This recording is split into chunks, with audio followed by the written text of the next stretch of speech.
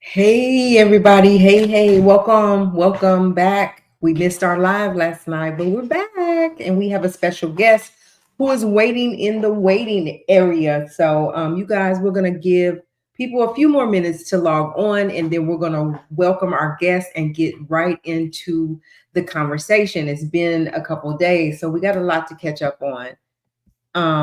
It looks like Montana was first again getting here.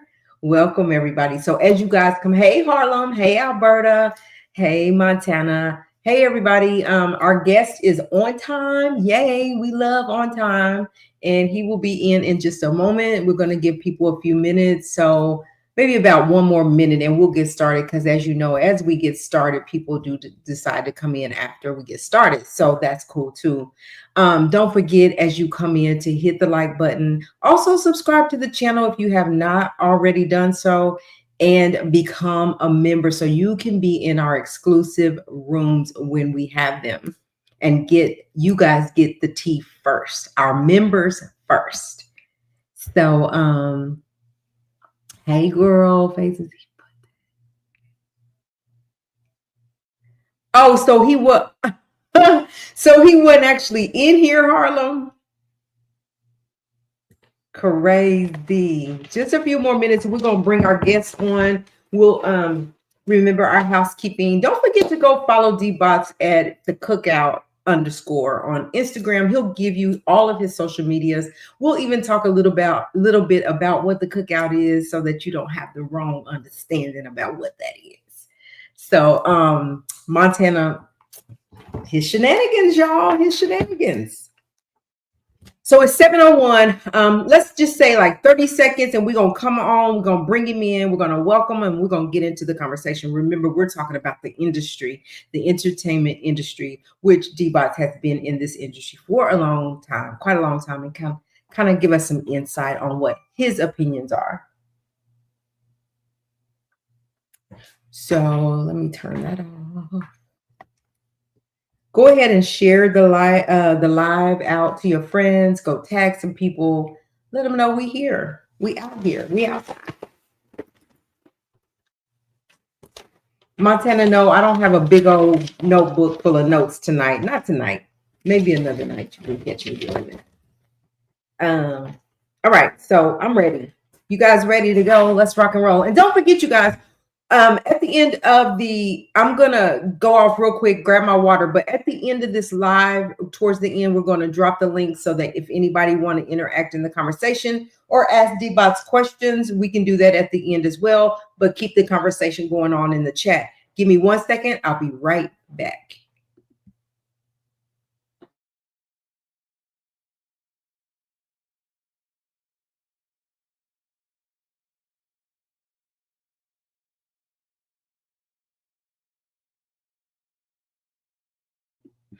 All right, let's bring him on in. Hey, Bottz, can you hear me? Yes, ma'am. Can you hear me? Yeah, we can hear you clearly. Thank you, Harlem, for sharing. So, you guys, we got D.Bottz on with us tonight, our special guest. We can't wait to have this conversation. And there we go. And just know he has been part of the industry for quite some time now. And we're talking about the industry woes, like behind the scenes stuff that we don't get to see, and what his opinions are around what's going on with Diddy and the rest of the entertainment world. So you guys hit the like, subscribe, also become a member. So D.Bottz, welcome to our channel. What it do, Marva B, Marvelicious, all them names I call you. I'm trying to find the link so I can log in on my computer to have some more viewers. Okay, and I'm logging in on my iPad. Why I can't find you on YouTube? Is it Black Link Mag? It's on YouTube. It's the Black Link Reporting Media.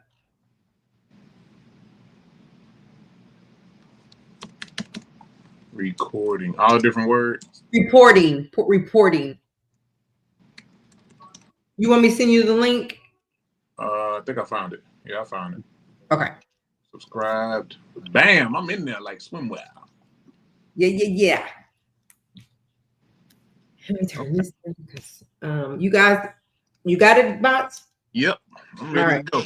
All right, so if you will, just go ahead, Bottz, and introduce yourself to my audience. Let them know who you are and what you do. D.Bottz, Houston, Texas. Man, I tell people I'm a big tree with a lot of branches: producer, engineer, podcaster, comedian, author, event curator, a musician, and the most important one, I'm a father and a grandfather now. So I do a lot of things. Yeah, you wear a lot of hats. I thought I was busy. So anyway, Bottz, we want to welcome you to this channel and to join in the conversation. We're going to have a good conversation tonight. You have been in this entertainment business for a long time, got a few Grammys under your belt, work with some high profile people, and you kind of been in the behind the scenes, and so you kind of know how they move and shake in this business. Right. I want to first pick your brain or see what your opinions are about this trial. I'm not sure that you really followed it like that, but we're talking about the P. Diddy trial that we followed for 7 to 8 weeks. Still following it. Still going to see what sentencing is going to do. Right. Before the verdict came out, were you expecting any part of a not guilty? Were you expecting it to be guilty across the board? What are your thoughts? Man, and it's funny, we talked about this in the room when the verdict was given out. Yes, we still do Clubhouse and we still have one of the dopest rooms on there. And yes, the only thing I had a problem with Diddy was putting his hands on Cassie. Yes. Other than all that other freaky stuff that he got exposed on, that's that man business. Now, what he paid people to indulge in and what he put that girl through, that's still kind of his business. The only thing I really had a problem with was the domestic violence part, because I'm a domestic violence advocate. Yes. And so that was my big, all that freaky stuff, I could care less. Man, look, you want to, go take people in 1,000 pounds of baby lotion and all that other stuff. That's on you. I don't really care. I care that you put your hands on this girl. Absolutely. And, the manipulation, I really can't talk about. But, I told people when the trial started, I said, the man's going to be found not guilty. He's going to be found not guilty. He just is, because he's just a freak. That's how the freaky stuff, Yeah. He just got exposed. And so, he did. So I just had a problem that he put his hands on that girl. That's my biggest problem, because that's when I draw the line. Yeah, and I agree with you. Like, had this been in state courts with DV, he was being charged with that, he definitely would have gotten the time for that. But to his defense, he wasn't. That's what he was. He was not on trial for that. So, and you're right. Like, I wish, Bottz, that you had been in here when we had these conversations, because, and I've been working, you're during the day, the room is during the day, and I try to get in there, but like, we come at night, and where we struggled, or I'm gonna speak for myself, because they don't mind speaking for themselves. But where I struggled is I was on the fence a lot, Bottz, because as we were going through the trial, I'm gonna start with Cassie. Like, I feel like I know Cassie is a victim, and regardless if she agreed to do it in the beginning or not, when she says no, no means no, right? And to keep bringing her and forcing her or putting something over her head, like, I got these tapes, and if you don't do what I want you to do, you can't hear me? Wait, whoa. Hold on. Let me talk to my people. Can y'all hear me? Harlem? Oh, he went out and came back in. Y'all, let me put a 1 if you can hear me, or say something. You can hear me, Tyler? Tyler, welcome. Thank you for being here. Thank you so much for being here and joining in the conversation. We appreciate it. Maybe it was good. Maybe it was a Bottz, and he's going to come back in. Let's see what let me see if he can. I can hear you now. I can hear you now. Okay. Did you hear anything? I heard the end part. It just went out completely. Okay. So I was saying that in this room, like, during the verdict, I will speak for myself. I was on the fence because of the Cassie stuff, right? And when no means no, whenever she, even though she agreed to do some things, but when she was ready to walk away from it, it shouldn't have been a butt whooping. It shouldn't have been a pulling your hair and stomping you out. It should have been like going, because he's Diddy and you can get anybody to do that for you, right? Right. But why put her through that and then tell her mama, you better send me $20,000 else I'm going to expose your daughter? Like, all of that was wrong. And as we went, there were some witnesses that I was like, why do y'all even have them on the stand? Because they're not helping her. Like, what are you saying? You know, so I was back and forth. And then when the closing arguments came, like, I felt like the prosecution kicked they butt on the closing arguments, right? So then the defense come in like, we ain't bringing no, we're not bringing no witnesses. We rest our case. I'm like, what? This man is getting ready to go to jail for life. They had a strategy right at that end. And I was like, nah, we got this. So when the verdict came, at the end of the day, we was like, we won't be surprised if it's a not guilty or if it's a guilty. It didn't matter one way or the other. Right. So that's where we was on it. So anyway, we talk about Black men in this industry, right? And we talk about how they build up these this empire around them, this generational wealth around them, and all along, like, they become like powerful, and they start feeling themselves and being kind of reckless how they move and shake in the business, right? Out of that.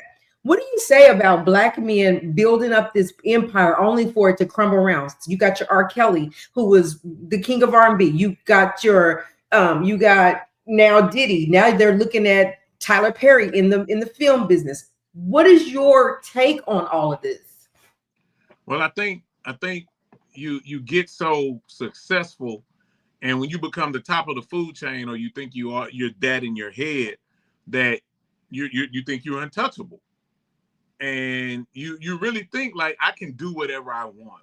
Who gonna stop me? And you have so many people who have put you on these pedestals. Because before then, you got to think about, we thought Diddy, businessman, record label exec, so we didn't really have no problems with him. So he was at the top of the food chain. So when you're up there, you're like, I can do whatever I want. Mm-hmm. Who's gonna stop me? And so, it's sad that, men get I like the quote from the movie Friday: you get a little piece of power and you abuse it. Yeah. And that's pretty much what I felt like happened. Like, and plus, not only that, he was threatening people's lives and their families' lives. Like, you gonna do what I say do. And do you feel like he became this billionaire status, right? Mm-hmm. Do you feel like they just become bored at some time because they done everything they wanted to do, and now they're just becoming creative to do stupid stuff? Because at the end of the day, his mama and his kids depend on him bringing that check in, right? Bring that money in. What do you say about being reckless? Like, do you feel like, because people say that they're bringing the Black man down, they just want to bring the Black man, but do the Black men have to be accountable for their actions and the things that they are doing? They do. And I say that all the time. Like, man, when you get that much money and you've experienced pretty much the highest of highs in life, you get bored.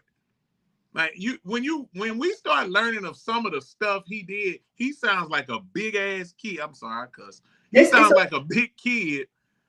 Just ain't got nothing. When kids are bored, that's when I was bored. I used to get in trouble because I had nothing to do. This man filled a freaking pool full of Johnson. Come on, man. Who does this? Yes. You're bored. You're bored. You need something else. I mean, you done won your Grammys. You done had the hit records. You got the clothing line. You done dated and married had kids with one of the baddest women on earth. R.I.P. Kim. And he was bored. Yeah. And he was bold enough and big and bold enough to do whatever. Because like you say, who gonna stop me? Who gonna stop me? I think I'm the top. Right. I pay you guys to, I'm the breadwinner. He was a low key kingpin. Mm-hmm. So he was bold. By you saying that, and I see where Tyler says that you never get bored of making money. No, you don't get bored making money. You get bored about, what do I do with it?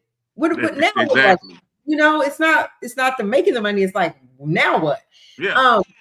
Do you think that, like, what is your thought on how the behind the scenes is working? Like, do you feel like the industry has always been like this, because when you see it, and every time you see a lawsuit, no matter who it is, it's drugs, sex, and money and power, and it's across the board. It's the same things, because those are, if you would say, those are the demons that haunt the industry. You don't really see people suing for child support, or parking tickets, or neighbors, my grass ain't cutting your. It's always those you just mentioned, and those are the strongholds and the dark clouds over the industry. And it's sad, because something as pure as music empowers some of the wrong people. Yeah. And and one of my things I try to prove to people, like, everybody in the industry ain't like that. You know what I'm saying? Especially me. I got kids, and I got daughters, I got a mom, I got sisters, I got people like you who I have to be very integral. I have to. I don't even think if I had $1 billion, I would still have a tub full of baby lotion. No, like, I definitely know that I wouldn't do. I just feel like who would think of that? Like, you're bored. You're bored. Yeah. We should have sent you over there with them kids who needed the food or something, and you should have fed them it should have been something else, because you just had too much time on your hand, too much money. Just too much time. Too much time. In the industry, you've been, like I said, for some years, you've been in this industry. Have you ever been in a situation where you felt like, and you worked with men and women, okay? Have you ever been in a situation where you felt uncomfortable, or somebody was uncomfortable, or that you seen anything that you was like, this ain't right, or had to walk away from? I've been in several sessions that were tense. I'm gonna just use that word. It's not been mine. Right. I definitely try to have a creative atmosphere, a free atmosphere, a loose atmosphere, a safe atmosphere when I do sessions, especially with women. But the inspiration behind why I started doing my event was because I was in a session in Atlanta, and they made several people feel uncomfortable. And so my takeaway from that was like, you come into the studio to make music. Why are you leaving crying? Yes. Why you? Right. You know what I'm saying? So I've been a part. I don't condone it. It wasn't my lead, but yeah. And it's sad. It's sad that you've had people. I know firsthand of producers who use their power to do some crazy stuff. I know a homeboy who got charged, like, with rape. Because because the power. Yeah. You need me, and you want something from me. So what you gonna give me?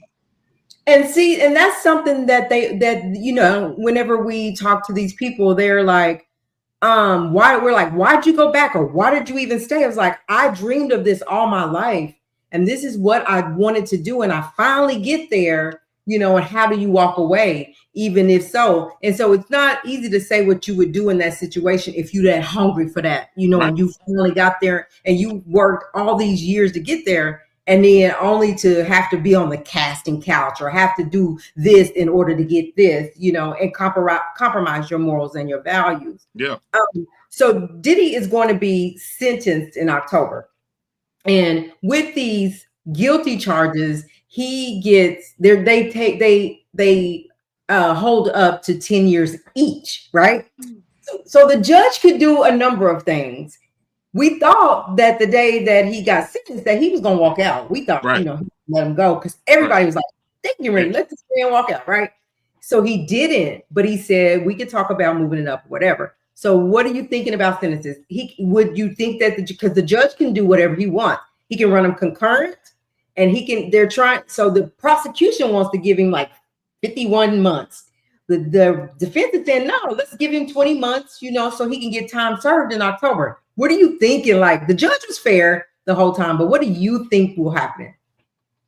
I definitely think he's going to get credit for time served, but I think to make an example out of him, he's going to do a little time. Yeah. Just a little. Because, he's been in there, a year or so? Almost a year, yeah. Almost a year. And by the time it's time for sentencing, it's 3-4 months from now. So you almost got 18 months in there. Yeah. And so I think they're going to, I think that he's paying the top-notch lawyers who've already got the big charges knocked down. So I think he's gonna get credit for time served. But I've been saying like he gonna do something. He ain't gonna do R. Kelly numbers. Yeah, But and no. it's sad we even gotta say that, but he's gonna do something. I Yeah, just believe they're gonna kind of make an example out of him. I don't think they're doing all this hoorah and the judge and all this for it just be like a slap on the wrist. yeah. I think he's gonna get a little something. Maybe I don't think he's gonna get a full 10 from any of those, but I think he may reduce each one.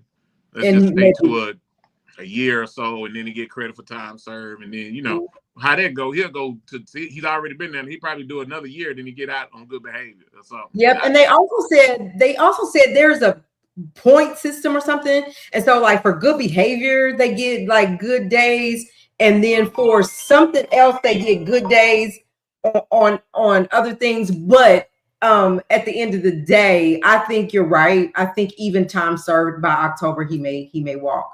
He might. He might. You guys, hold on just a second. I have to grab this, okay? Go ahead. Go ahead. Just 1 second. Go ahead. While I have y'all attention while Miss Marva is on the phone. If you're not following D.Bottz, D.Bottz, you beaten on all social platforms, TikTok, foodie, producer, event curator. We got the Cookout Chicago next week. If you're an artist or an independent artist in Chicago, you definitely want to tap in. Go follow the Cookout. Also, the Cookout is a 3-day event I created for what we're talking about, to give artists a safe space to learn, grow, and network. And we've been doing it about 4 years. Black Link itself has been a sponsor for several events. So y'all definitely tap in with what we got going on the Cookout. It's one of the dopest things. As y'all see, we have a plaque for one of the albums we've put out already. We were the first collaborative indie album to go platinum, the first. So we made history with that. We have been Grammy considered 3 times. So we're doing some dope stuff at the Cookout. And we'll be in Chicago next week. We got comedy shows. We got a talent showcase. We got yoga. We got brunch. We got classes. We got studio sessions. Everything you need as an independent creative is at the Cookout. And so, I'm just killing time while Marva B. We can do that at the end. You know what I'm saying? We ain't got to do it at the end. So y'all follow me. You're going to get a lot of laughs. You're going to get a lot of industry insight. You're going to get just a lot of things. I believe I am an independent artist advocate of all things creative, whether it's film, whether it's movies, whether it's commercials, whether it's podcasts, whether it's comedy. The Cookout has it all. We're getting ready to drop an album next week, and then we're dropping another album next month called the Cookout Comedy Live album, where we took comedians down to New Orleans 2 months ago and we recorded them. And so we got a lot of dope things happening at the Cookout. So if you are an independent artist or any, you would definitely want to tap them into what we're doing. We have the Cookout Chicago next week. And in November, we'll be doing the Cookout in Dallas, Texas. We do a different city every 3 months. So every 3 months, you can catch us in a different city. This year alone, we started out in Nashville for the winter. We did New Orleans for the spring. Now we're doing Chicago for the summer, and we'll be closing out with Dallas in November. So definitely follow me, follow the Cookout, stay locked in with what we got going. If you really want to network and grow in your craft, or anybody that wants to, we are the event for you. We started out with like 9 people in 2021, and we have blossomed to almost 600 people in 4 years coming through the doors of the Cookout. So we'd like to have you. And then, tell us, say, hey, man, I met you on Marvel Live. You seem like a pretty cool dude. Seem like the Cookout is the event I need to be at. At the Cookout, we have classes. We have classes on mental health. We have classes on film and art. And acting, producing. We have engineer class. We got songwriting classes. We have a real estate class. We are all things for all creatives. So if you want to be a part of what we got going at the Cookout, man, just follow me. And then follow The Cookout. Is posted right there at The Cookout 3_. The Cookout 3_. And to keep up with what we got going on. Then here's our wonderful, illustrious host back.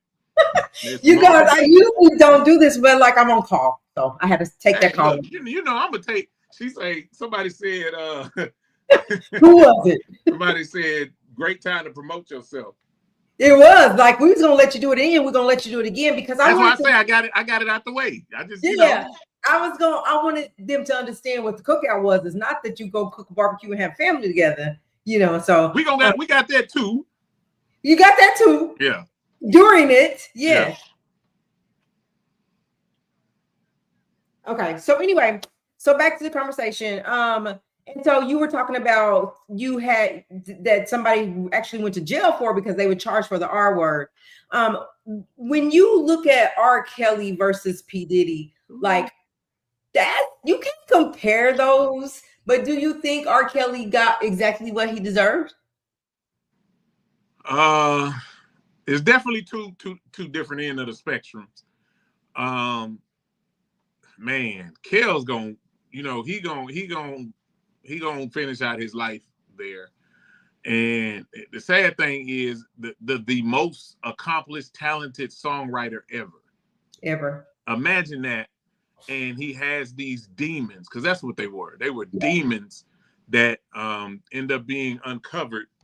And I mean, I think he got what he deserved for what he did, you know, to those women. It wasn't on the level of Diddy, but you know, he did some heinous things, man. Oh man, he was my idol. I loved R. Kelly. You know, I don't condone anything. I don't take anything from victims. We do support victims. He was a victim in his own right as well, outside of what he was charged for that never got taken care of either. So what about Jay-Z? People are saying, you know, Jay's next. Do you think Jay-Z is untouchable? Nobody's untouchable. Okay. You may not get touched as hard as others, but nobody's untouchable. There's so many crooks and cracks and everything. No, nobody's untouchable. You know, he's in there somewhere. So do you think that like Jay-Z was in the mix of things like before Beyonce, because we talking about 30, 20 years ago. Like do you think he was in the mix to freak offs, had his own freak offs and rugs and all that stuff? I definitely think he had some knowings. I won't put my mouth to say he did whatever, but that kind of stuff is not going to be going on, and you're close with all these people and you don't know nothing. That's all I'm going to say. Now, did he participate? I'm not accusing the man of none of that, but he had to be in the know. Yeah. Whether that knowing made him participate, we can't say. I can't say, but I think he knows. I think he knew. Yeah. You're talking about the mid 90s when he's starting to become Jay-Z. Right. And him and Diddy was, you know, them New York people, they close. Yeah. So what do you think about Kanye West? Now Kanye's Kanye, right? And he has a lawsuit, you know, coming up, but people are like, you do not want to get Kanye in a courtroom because Kanye gonna say what he want to say. He don't care about a judge sitting on the bench. He don't care about that. There's like no respect for them. He's gonna do what he want to do. What are your thoughts on Kanye? They're right. They're right. Kanye's another one, man. And you know, all you can do for those who suffer with whatever they're dealing with is just, you know, you kind of got to pray for them. Like, yeah. They're so talented, and it's like the most talented ones have the most demons. It's true. You know, oh man, well, that's why we say, you know, like R. Kelly, like Kanye West, and like all of these, they're so talented. Like nobody can touch R. Kelly, right? In his talent, and wonder why it's those people that fall by the wayside that move reckless. Like, is it mental health? Like, what is it? Jay-Z even said that he didn't know Puff. I don't know Puff like that. Stop it, Jay. Y'all was a whole New York movement. We saw you at parties. We saw you in every picture. We saw like you, but you don't know Puff J. Come on. Let's see what so at this point, I want to talk about really quick. I want to talk more about who you've worked with in the industry bots along the way and what was your experience working with these people? Well, I've been blessed to do this for 25 years. This makes my 25th year anniversary, Ah, and working with everybody from Maya to Fantasia to UGK, Mike Jones, Chrisette Michelle. Um, Jesus, sometimes it's hard to even remember. it's just so many. Yeah, it's so many, man. And I tell people my story is I've been blessed to not have the diva. I Yeah, haven't that's worked, and that's yeah, male. The sad part, that's male and female. Because yeah, you got some I call them divas. You got some divas out there, male divas. But being able to work with people like Raheem Devine yes. and just I've been blessed to work with some genuine people. And then my attitude how I am. So it You ain't ain't gonna that having it anyway. yeah, it's I not gonna think, happen like that. but I think, but you have to be like that because then, if you're not, they'll think anything goes, right? You have to have some kind of standard. And I love the fact that you protective over women. Like we've traveled before, and even my family's like, "But you alone?" I was like, "No, Bots is there. Like I'm not going to be by myself," and I felt safe, right? Mhm.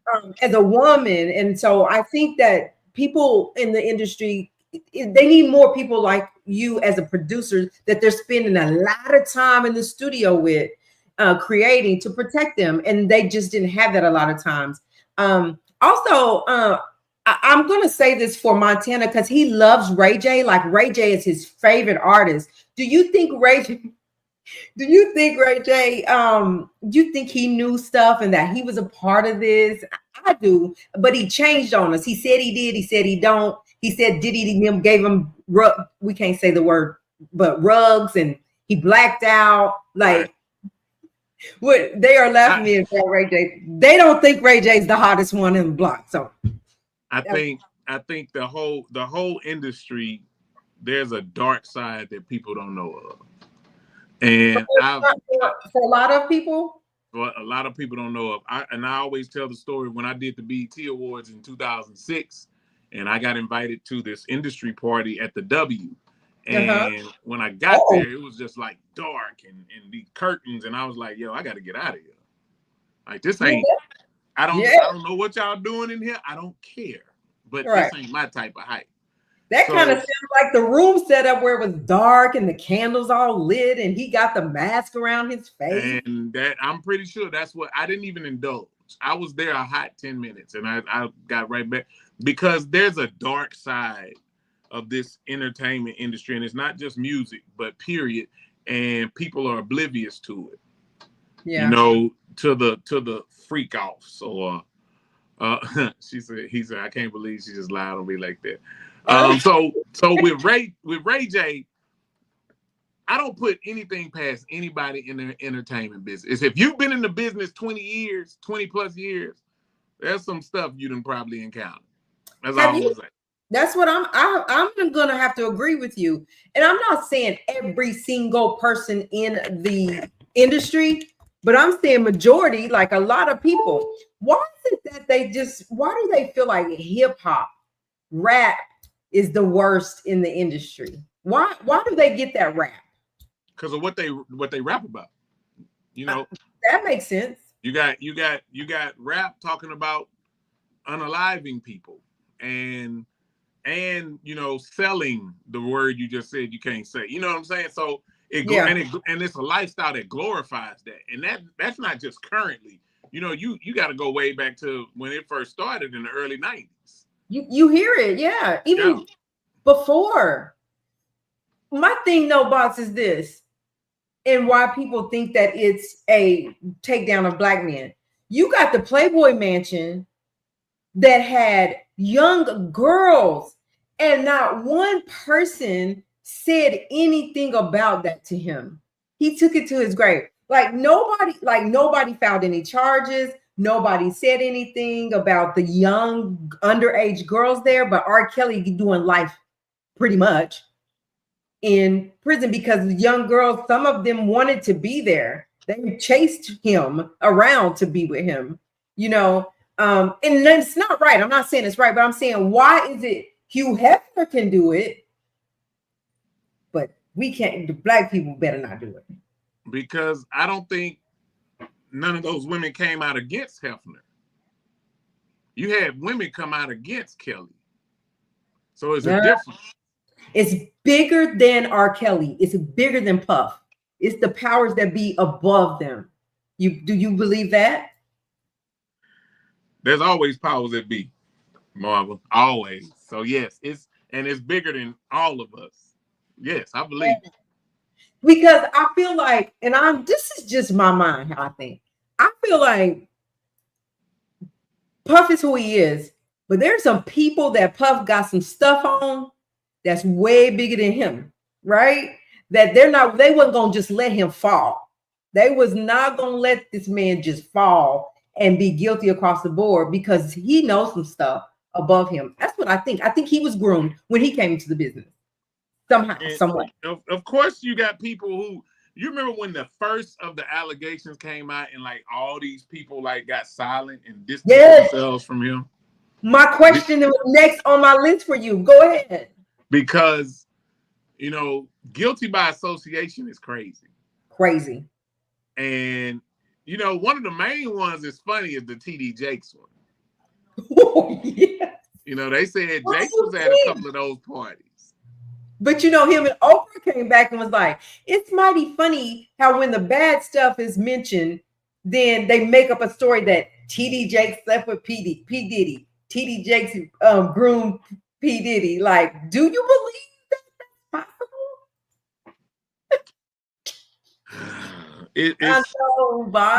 No one knows the truth but Diddy. And I definitely think he's protected some people for a lot of different reasons. You know, it's not like he's hurting for money, even when he gets out. Nope. He's a billionaire, so he'll go to the grave with more money than he could ever spend. You're saying Diddy will? Yeah. So you don't think that he took a big hit when this happened because he lost all of his partnerships? He was losing the key to the, you know, that was inflow for him. That was the liquid cash. Yeah, but the man's still sitting on bills. Billions. Yeah. And we don't hear stories of Diddy going and spending $10 million at the casino. We don't hear he spent all his money on Johnson & Johnson. I was going to say Johnson got them rich. So I do think, you know, he's got to protect some people. Yeah. I think he'll have to take some stuff to his grave too. And will a lot of the man, and it's crazy how so many people that this man, and I'm not saying this is right, but I'm saying so many people that this man helped feed their families came and turned on him. Who? And sorry, he was breading them down.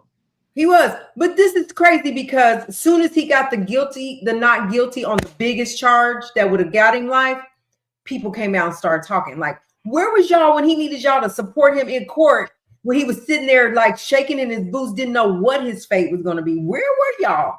Where were y'all when he was walking around here even before he got arrested and they ran up in his house and his kids was in it? Like, where was y'all? Stevie J was there. Stevie wasn't going nowhere. Where they at? And then all of a sudden now they come out about, should P. Diddy be like, nah, F y'all. Like, y'all didn't have nothing for me. Or should he be like, I understand. You didn't want to be a part. You didn't want your name drug in it.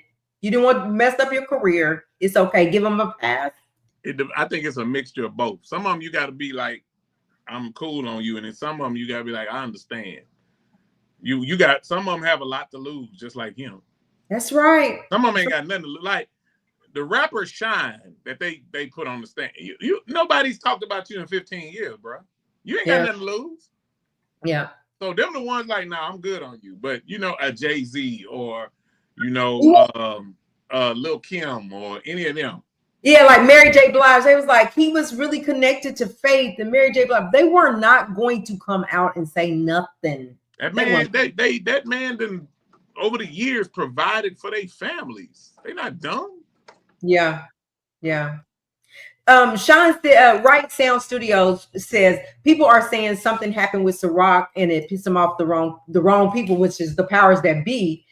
He was going to be suing. He sued them, Ciroc. Wow. And they feel like because they sued him, he was trying to get what belonged to him, right? But Diddy has done a lot of people wrong too that worked for him. So you get what goes around comes around, right? And so Ciroc was like, as soon as he went to sue Ciroc, everything started crumbling down around him. And then here comes Kathy with the lawsuit, and then it just all spilled out. But when he was so Jane was one of the victims on the stand. And Jane, at the end, was almost like she was working for the defense. She still love him. He's still paying her rent. Like if he got out today, I think Jane would go be with him. I do too. I do. Even Cassie said that she still loves him. And when she got with her husband, she still was texting him.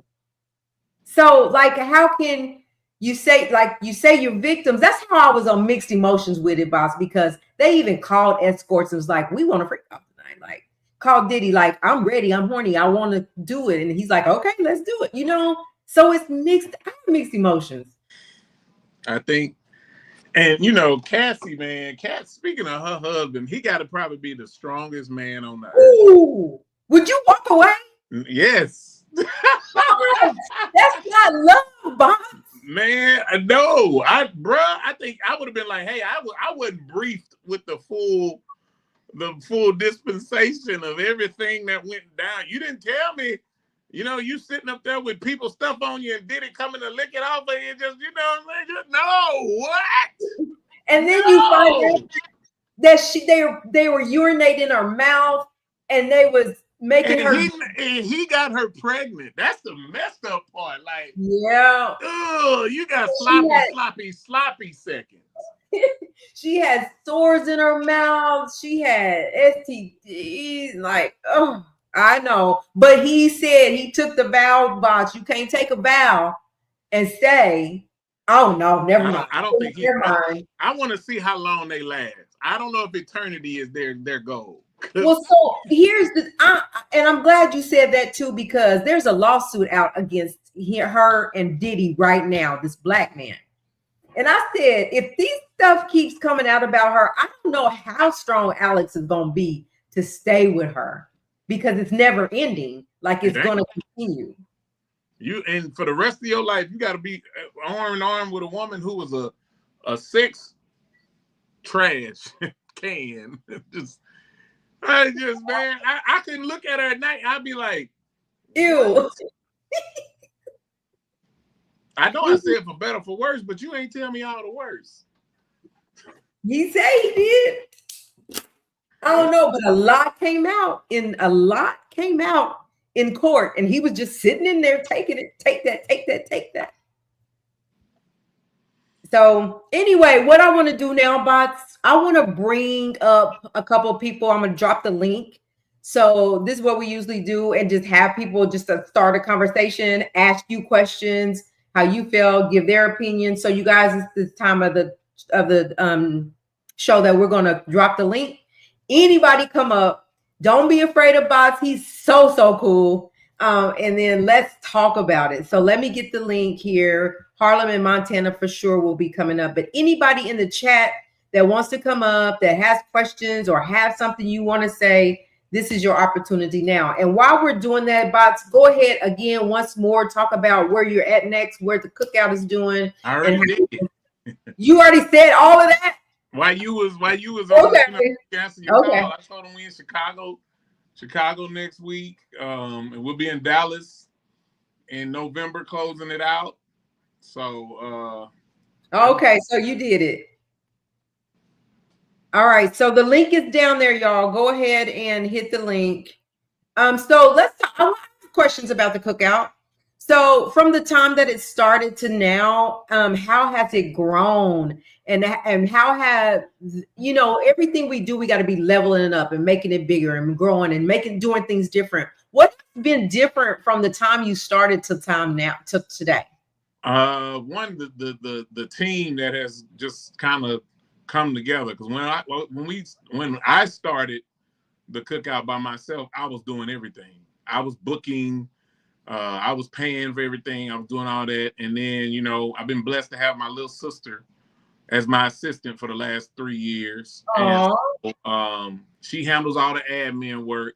And then, we've went from just being people who gather at a studio to make music. Now we got albums, we got plaques, we got comedy shows. We got a comedy show CD from last year. We're getting ready to drop a new comedy CD. Oh. Yeah, we're dropping it at the end of this month. And it's just now we're getting ready to start. We got a content creator now that's hired on the staff, and we're getting ready to start the Cookout docu-series. And so Ali's gonna be we're gonna do that film part now. So I would have never imagined. I tell people, like, if you would have told me 5 years ago this is what I'd be doing, I wouldn't believe it, because my career was good. I was already doing what I do, and to have helped. And I told them, we started out with 9 people, and now we're almost to 600 people who've come through the doors. Wow, Bottz. So, I remember. Right, you was at the beginning. Congratulations. Yeah. And I also want to congratulate you on your Grammy nominations. Like, you are killing the game. And so congratulations to see an honest Black man doing his thing and wanting to bring people up with him, honestly, that want to work. Hey, congratulations. Thank you. I always shout you out. I say I have nothing but positivity for Miss Marvelicious. And you've been there since day one. So yeah, you've seen the growth. You've seen, even with pieces that drop off, we got 3 pieces that add on, and we make the event. And what we do is so impactful now with these new younger artists. And the last one we did in New Orleans, we did it at the University of Loyola. I can't never say it right. They laugh at me. But we got to interact with like 20 of the students from the school, and they want to bring me back. Like, they want to make it almost like a course. They're like, we got to have you come back fall and spring. Like, we need you to come back. Can you come back? And so, see, they need that positive. Like, you should be really you should think about that. Like, that's huge. That's huge. Yeah. So it's been mind blowing, and I'm excited about Chicago next week. Always getting a link with my people, and then just creating music and creating just memories. And like, a lot of people never been to Chicago, and so they're getting to go to Chicago for the first time. And so I think that the most brilliant thing that you did is got into the independent artists, right? Because right now that's the way to go, is to be independent, and you can avoid all that craziness, right? And just do it independently. And I think embracing them was like that was the ish. Right. And then also adding that comedy piece, H. Lee and all the comics over there, like, shout out to them. Like, that was brilliant. That was a brilliant move. Yeah. So we got Montana up here. Montana, how are you doing this evening? I'm doing good. What's up, y'all? What's up, Bart? What it do? Glad to have you here. So, Montana, I saw a couple of couple of comments that you made in the chat about the sentencing piece that we talked about with Diddy, and how Bottz was saying that he probably won't give much time. They may give him a slap on the wrist. What are your thoughts on that again? Well, I think he's gonna get 10 years suspended to 10 years probation, because one thing about it is, he's in the state of New York, which is he did a lot for the New York community as well. That's going to be taken into consideration. But what's going to pay the most effect is with the charges that he was found guilty of. Doesn't have a minimum, but it has a max of 10 years. So anytime that you go to trial and get found guilty of any charge in trial, they're going to give you the max for that charge. So you think he'll get 10 for each? No, he's not going to get 10 for each. He'll get 10. He'll probably get 10 years, probably suspended to 10 years probation. I got you. Because the simple fact that you cost the government money to go to trial. Yeah. Harlem, we're waiting on you to get up here. Anybody that wants to get up here, come on, you guys. As you come in, hit the like button. Don't forget to subscribe to this channel because we lit over here and it's good vibes only. Also, become a member of the channel so that when we have our exclusive rooms, you will get the tea first. So appreciate everybody being here. Get the likes up. So what do you think about how the sentencing went, the court date, Montana, where they was going to talk about moving it up and it lasted all of 5 minutes? Like, what was that about? I don't know what all that was about. Maybe because him and the prosecution, they said it came up with an agreement. So we don't know. And then you see on the parole board or whatever it says about the probation. So that right there give it away. But at the same time, like, you could tell that the judge going to give him something, because if he wasn't, he'd have let that man get a bond. You think That he right would there let it go? Yeah. Yeah. Hey, Harlem, welcome up here. But I Hey, how think, y'all doing? Doing good, Harlem. Thank you for being here as always.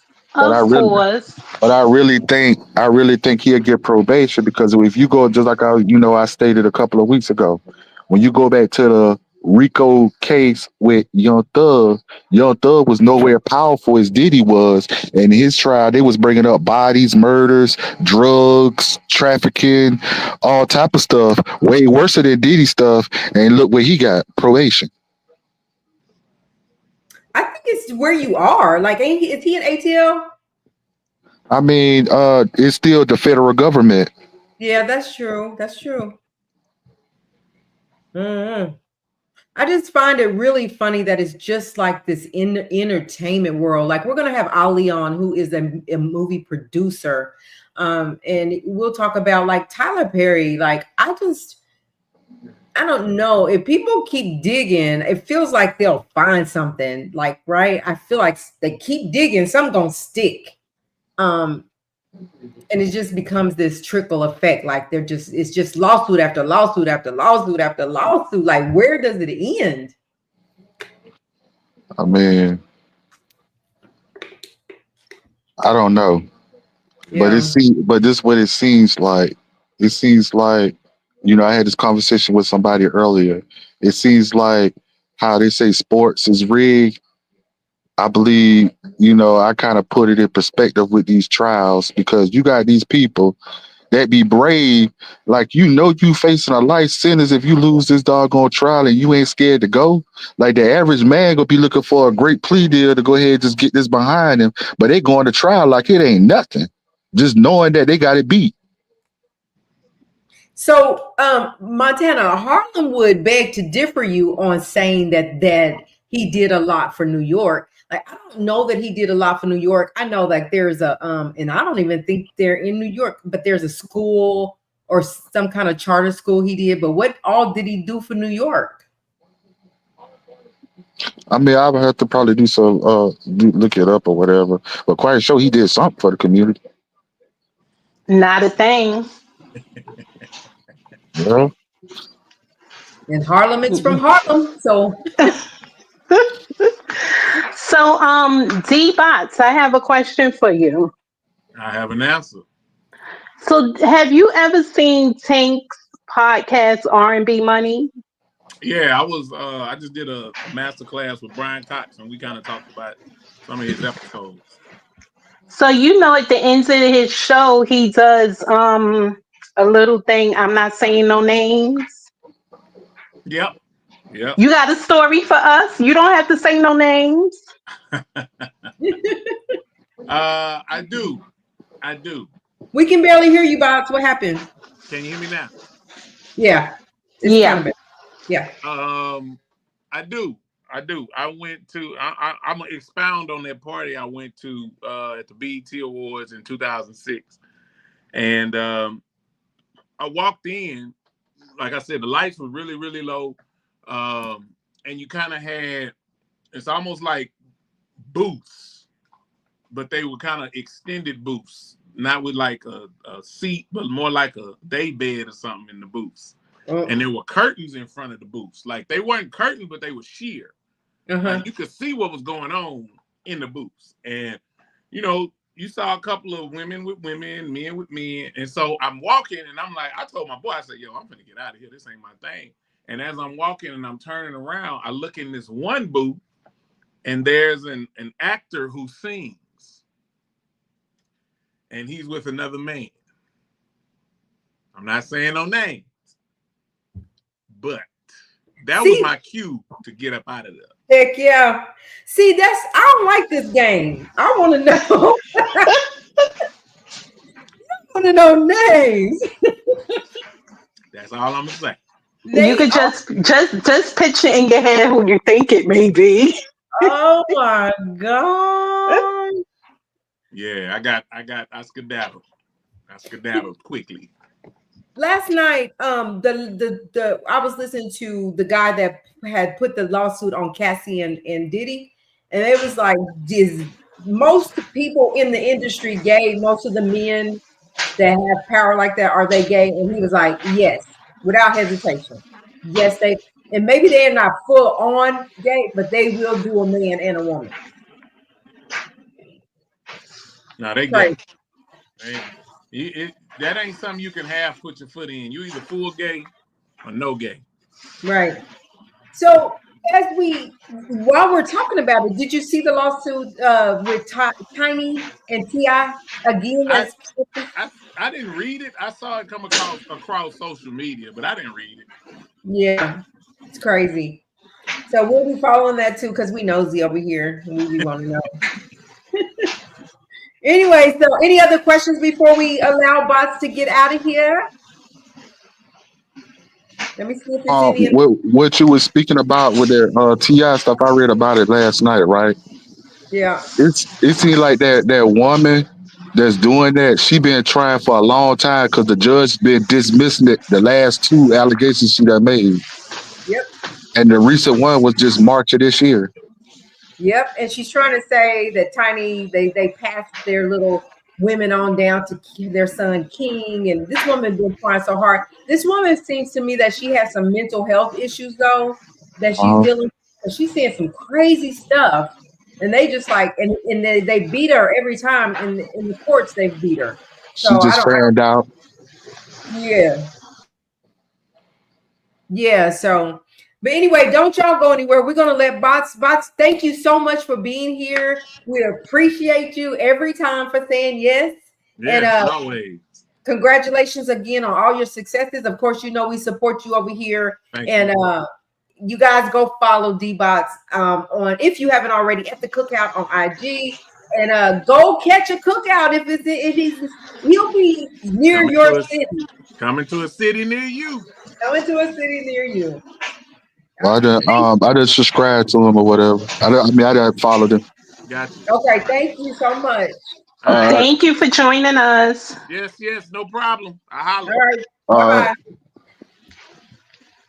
All right, y'all. So let's talk about I want to talk about, well, we really kind of talked about it, but are you guys familiar with the Tiny? Did you make yourself familiar with the Tiny and T.I. thing, Harlem? If not, we don't have to go there yet. No, I haven't. Mm-mm. Okay. Wow, right. Harlem don't know? Wow. Because I'm still tied up in the Diddy stuff. I am too. I get stuff and I'm like, then is something else happened with the Diddy stuff. So doing the lawsuit with Cassie and Diddy. Do you think that this is gonna go anywhere? He is so honed in on Cassie. But what makes me upset about him is he's saying, "Ooh, yuck, you this, you that, and that," but you weren't saying that when you was doing it. So yesterday he did a live and he was like talking down on her really bad, but yeah, he's the one that was with her most of the time. What do you think about him, and what do you think about the lawsuit? I think he's I believe him. I believe him. I believe him. And I want to believe that Cassie may not be a victim. I mean, everybody come for me if y'all want to come for me, but I don't think she was a victim to a degree. I was saying that. as the days go on, as things continue to come out, like I'm getting there. I'm like, well, what she's a victim of truly that everybody knows is she is truly a victim of DV. Now we know that. But to say like the freaky stuff they talk about, like I just don't know that she's a victim. And I'm I've been sad. saying that.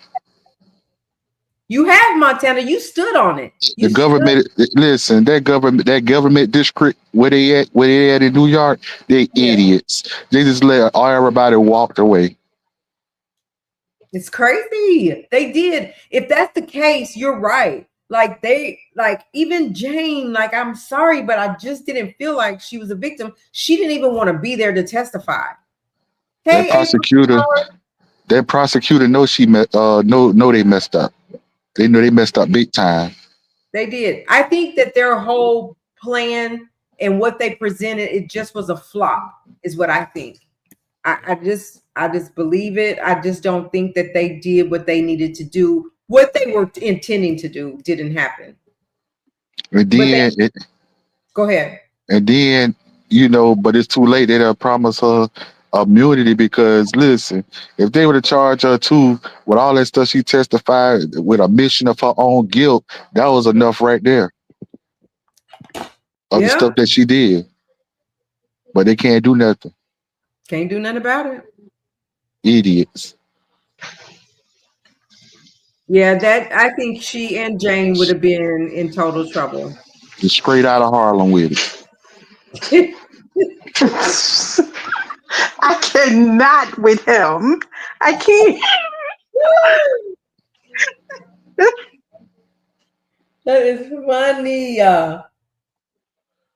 Yeah, because there's another escort. I don't know, do we call him Dave or do we call him Clayton, his real name? But he was live early this morning, and he says there's another lawsuit, another escort that the Jane Doe that is said in this other guy's lawsuit is Cassie. What? Yeah, the other escort, it's kind of the same story as Dave. That's why I think that her husband is gonna like get tired of all of this because people just keep on. Like he said the Jane Doe was Cassie, the escort was Cassie. Okay, y'all a question. It's another escort that's coming out. His name, I already got his name. I'm looking for the lawsuit to drop. I Okay. guess I guess you a question. Is Go that ahead. lady real name was Jane Doe? What at court? Yeah. No. That was just she was going under pseudonym Jane Doe. How can you do? I ain't never heard of that before. They do it all the time. Yeah. Because when you come 'cause when they ask you when they call you to the stand for your testimony, they're gonna ask you, can you state your name for the record and all this? So she had to give them that fake name. No. So what they did is for the record, for the jury. The jury knows her real name, and they keep it Right. like that. But the jurors, they know what her real name is, who she is. Because you're right, you can't be convicted as Jane Doe. Like the courts know who she is, the jury knows who. It's just the public doesn't know who. Well, the public's not supposed to know who she is or who that Jane Doe is. I mean, it's public information though. I don't get it. No. No. And so we were talking. I turned it off for just a second. I'll be right back. But April was saying, but yeah, Cassie had a 10-album deal that was never fulfilled. So I'm wondering, is she thinking, April? Are you thinking that she is a victim?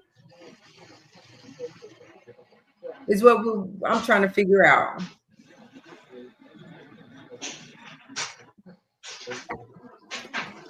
It's just the more I think about it and the more information is put out, it's just They went after him for whatever reason. They went after him, and they couldn't get him. Oh yeah, they couldn't get him. They tried, but I think they could have, Harlem, had they went about it a whole different way. Like they didn't bring the right people to the table. I don't think.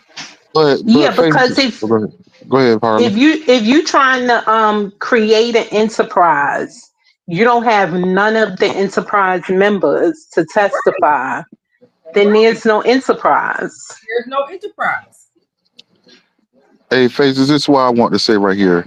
Somebody had commented about something about it all started with somebody he fell out with Ciroc.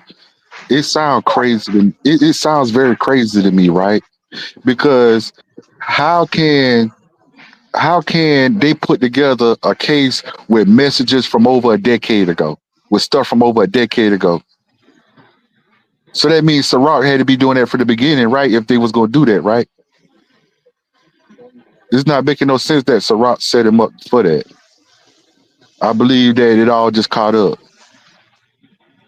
Oh, I Because see.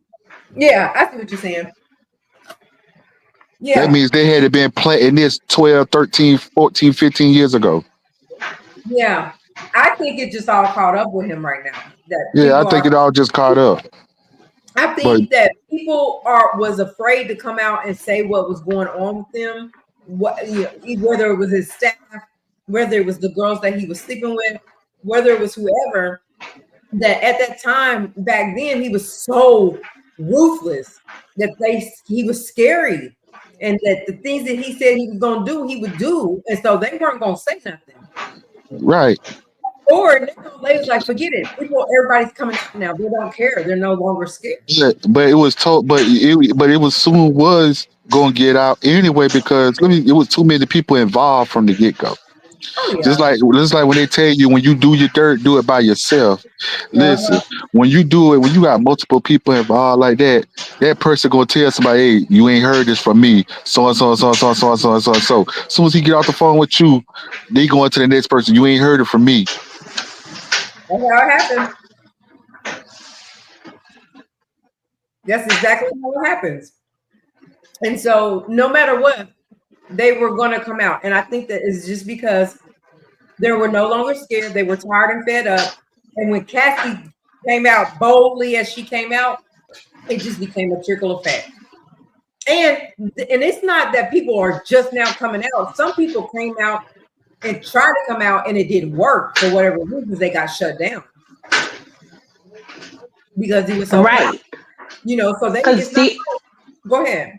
No, I was going to say there were lawsuits that were filed before Cassie. Yeah. Yep. Mm-hmm. And they just, for whatever reasons, it didn't work. Just like, where did the fingerprints go?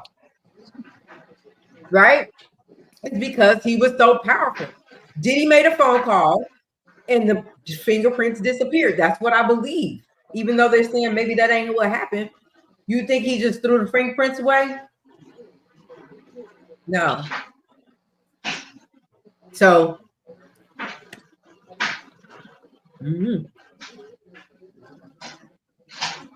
What's that you over there eating? I hate eating on here. That's why I'll be turning the camera off. It's a piece of chocolate. Three Musketeers. Yeah. So you out of pocket for that flavor, for that one. Well, I'm sorry. Willie Frazier's here. Hey, what's going on, everybody? Hey, Willie. What's going on? Not much. Just having our little conversation. Hey, Paul, thank you for coming. Paul said, I don't think he had anything to do with the... You don't, Paul? Do you, Harlem? Do you, Montana? I thought he did. I think Paul, the reason I think that he did is because he was there. And welcome here. First of all, let me not be rude. Welcome. I think he did because he was in that home. He went in to that home and they found the fingerprints and then they just go away. So what do you think happened? Do you think like people legitimately was just thrown away? Interesting. And Paul, there's the link if you want to come up and talk. We respect everybody's opinion. What's up, Willie? What you got for us? None. I'm just chilling. Just chilling today? Well, right now, just chilling. Got finished eating, but I'm in the room now. Our incident was about 2 weeks later. I What know, happened? but I was reading his thing. Here's the link. Let me drop it again.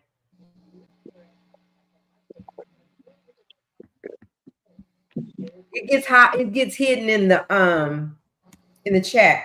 But you guys, while he's coming up, thank y'all for being here. Don't forget to hit the like. Are our likes up, mods? Are the likes up? Don't forget to hit the like button, subscribe to the channel, and become a member. Become a member because we're going to have some exclusive rooms that only the members will be a part of. So become a member, any level you'd like, because it's lit over here. Mm-hmm. Okay. All right, I dropped it, Paul.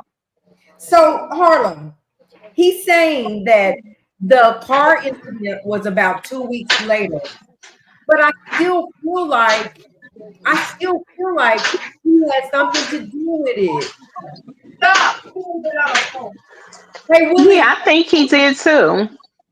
Willie, can you put it on mute for a second so we can hear what he has to say? Oh, all right. Just for a second, yeah. All right. Hey, how you guys doing? Thanks so much for letting me on. I'm a woman, by the way. That's just the name because that was just the YouTube handle. Sorry about that. That's just the name from the YouTube handle. So sorry about that. It's okay. And you've been here before, right? I may have. Because something about Gray that I feel like we was calling you Gray. I don't know. But anyway. Yeah, I always put Gray. I've called into these shows like 2 or 3 times, but I'm not sure. So Okay. I followed the case as closely as I possibly could. You know, I know like so much about it. And one of the things about the Kid Cudi situation to me was that, remember, that was like December 22nd, something like that. They all went to Kid Cudi's house. So I think that incident was established. But after that, Kid Cudi and Cassie went to her parents' house in Connecticut for Christmas. Right. Because after that, they considered themselves together, right? But then right at Christmas Eve, Cudi testified that Cassie dropped him. And they had that meeting with Diddy. And people seem to forget that Cassie entered into that meeting after he said, hey, what happened with my car? And he said Cassie went over to Diddy and said, hey, we together now. And that's when he realized he was played. The car incident happened after that. After the meeting?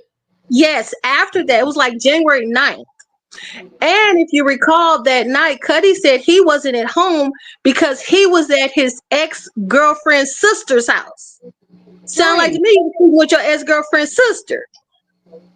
And there was another woman in Cudi's house that he said was watching his dog, if you guys recall. So to me, that sounds like some woman came looking for you.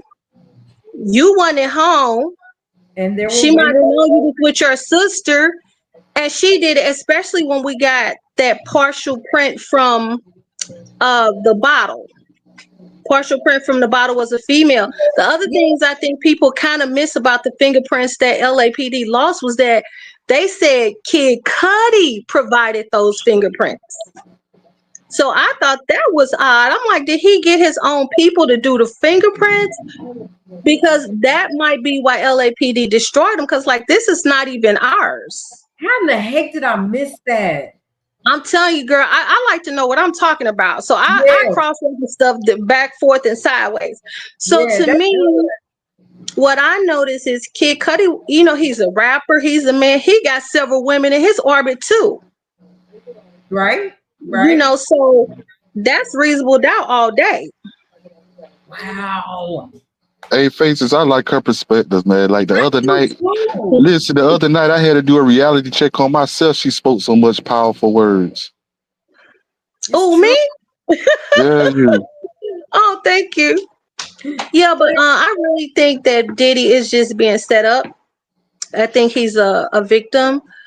There's a podcast called, I think it's Earn Your Leisure. from about a year ago.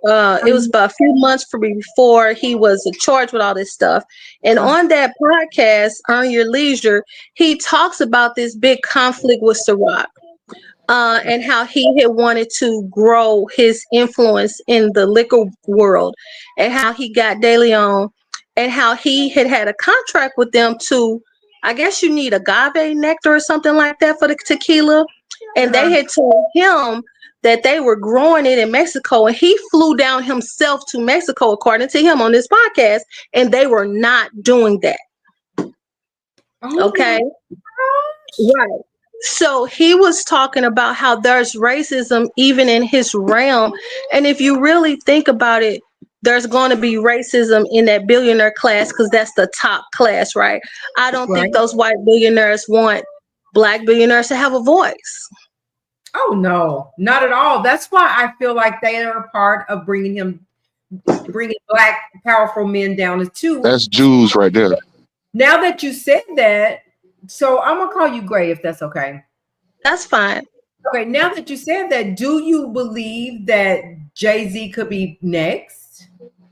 Well, they already drug him to this. Remember, he was supposed to rape the 13-year-old girl with Diddy. Remember that? Also, Jay-Z sued his French company he had the liquor deal with, and he explicitly called them racist in the lawsuit, and he won the lawsuit. Hey, Gray, and Nicki Minaj just came out yesterday about him. Yeah, Nicki Minaj is coming out saying she's owed royalties. I think if she thinks she's owed royalties, she needs to sue for royalties and not just dirty up his name. You know, as black people, I think we should be careful how we move in this world. With the right. Great. And then another thing is, you see they mess with Michael Jordan because Michael Jordan acting like him and being like him. Absolutely. It's so many. And also, did you notice the tilt toward the hip hop world in particular?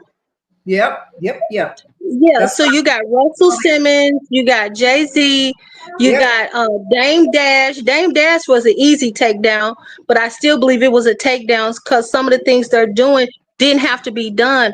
The court ordered that he sell his portion of Reasonable Doubt and things that didn't have to be done over $800,000 bill.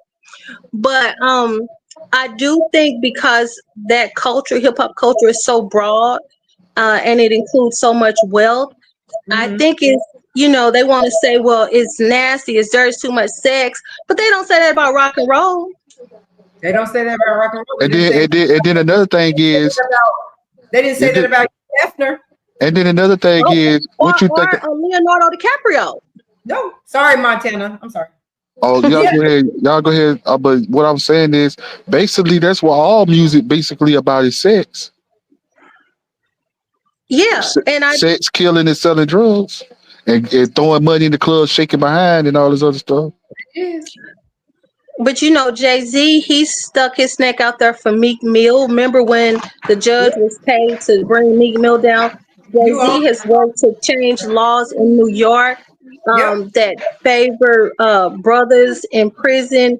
Diddy is talking about black empowerment, and Diddy has a black family. Okay, so I think the prosecution. Go ahead. I'm sorry. I don't want to talk over nobody. No, go right ahead. You're good. I think the prosecution strategy was, let's just bring this black guy into court and make him look like a horrible person. And then no matter what we tell you, you have an excuse to believe it. I think that was their strategy. And if you think about it, it really was from an outdated play. I don't know if the playbook was outdated, but it really was from a racist playbook. Because think about it. You got 6 white women pointing them fingers at a respectable businessman and saying, ignore that. This is an oversexed criminal. Yeah, because when you look at, like I was saying earlier, when you look at how the prosecution presented things, it didn't feel like it just, I guess their mission was accomplished, but it just feel like if they really was trying to bring him down, that they would have did things differently. Maybe it was just, all we want to do is get this powerful black man in here and show, like you said, that he is, this horrible person. I don't know. I don't think it was a show trial. I think they really wanted what they wanted. And think about it, if you're them, do you really want to be this embarrassed?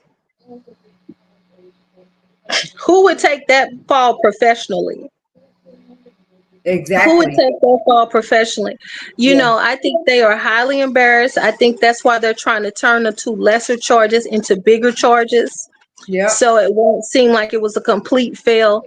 But to me, the question is, you know, why would you take two ex-girlfriends, disgruntled ex-girlfriends, to try to turn that into a RICO case? Everybody's ex lies. Everybody. Yep. You're Just the right. fact that you're ex, you're suspect. You know what I'm saying? You're right. You're And right. then this much money, people lie to get 10% off a two-piece chicken dinner. Say they got the coupon when they don't have it. Say they got the app when they don't have it. You think somebody would lie on that man for $20 million? Heck yeah. You Well, got some that's people. we Yeah. was seeing. Like me and Harlem when we came up just a while ago. Like I was like, Harlem was like, I'm starting to feel like Cassie was not a victim. Like, right? And Jane definitely did make me feel like she was a victim. They brought them to try to bring Diddy down. And like you said, 20 minutes. But listen, do you, in all fairness, do you feel like she should have got the 10 million from the hotel though, because of giving the video out? Do you think that was fair? Yeah, I think she should have got the 10 million from the hotel. I think she should have got the 20 million from Diddy. I think she should have been more honest, and she would have got her money if she would have just went to civil court and say, hey, I was in a very abusive relationship with this man. He beat me, he abused me. They would have gave her money. That wasn't enough for her. This girl ain't on no money trip. She's on a revenge trip. Yeah. And that's why she's going down herself, because she's so blinded by what she wants for him. She's dragging herself down that same hole. Now look at all these men out here saying what they did to this girl. Her Yeah. husband has to deal with that, her children eventually, her mother, her father. I don't think she thought this through. The only thing she thought is, and I think because of privilege, I think pretty privilege, light skin privilege, I'm gonna go tell this story and everybody gonna believe me, because they always do. Yeah. Especially because they done seen that video. They going to believe what I have to say. Yeah, I think that's what it was. I think Diddy is definitely the victim here. Also, all these stories we always hear about Diddy. Oh, he punched Drake in the club. He might have had something to do with Tupac. All of those things are rumors. This is the very first time we had a chance to see something laid out in a court setting, and boom, it was clear to see this man is innocent of what he's been accused of. I wonder if those rumors were vetted. He might be on the right side of those things as well. Definitely with Biggie, I don't think he had anything to do with Biggie. If you listen to Gene Dill's story, the thing that really convinced me he didn't have nothing to do with Biggie, even in Gene Dill's story, and he hates Diddy, he says when Diddy found out Biggie was shot, he ran and got in the car with Biggie.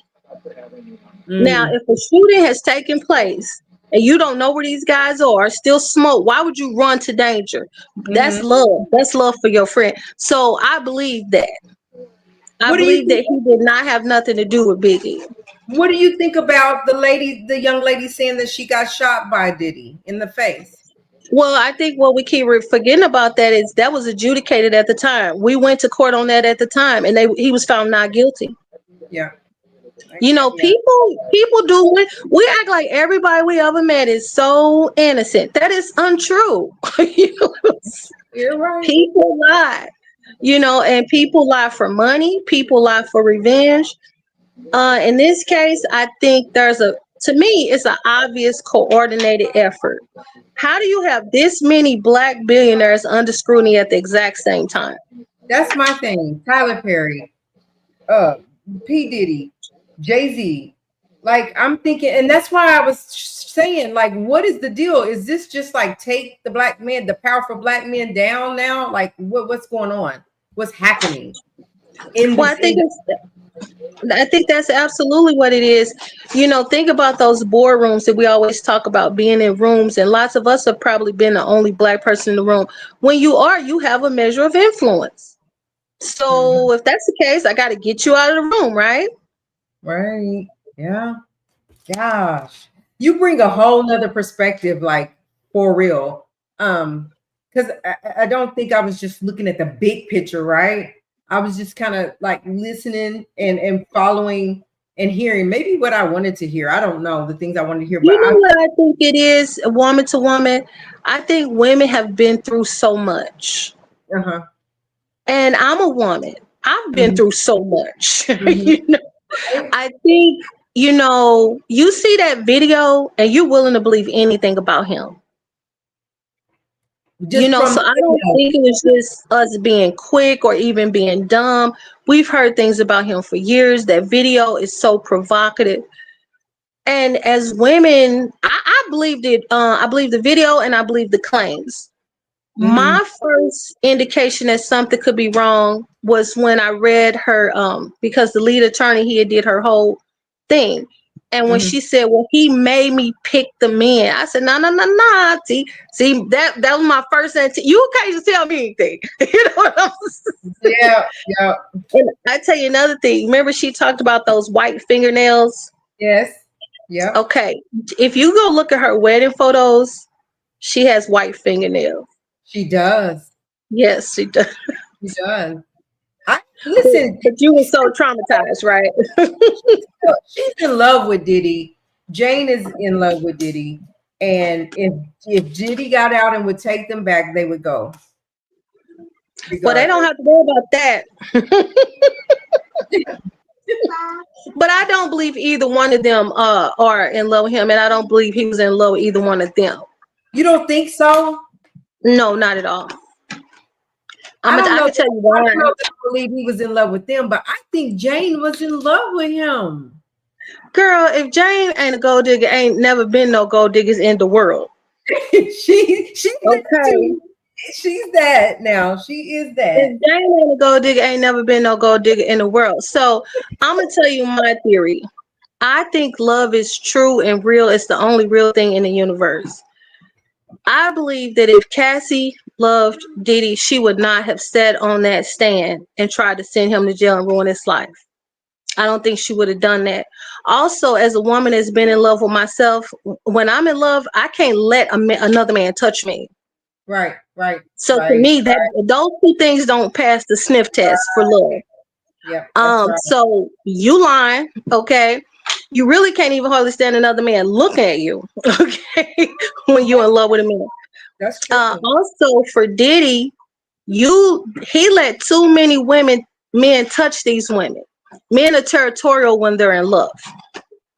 So I don't believe that. But here's the thing then.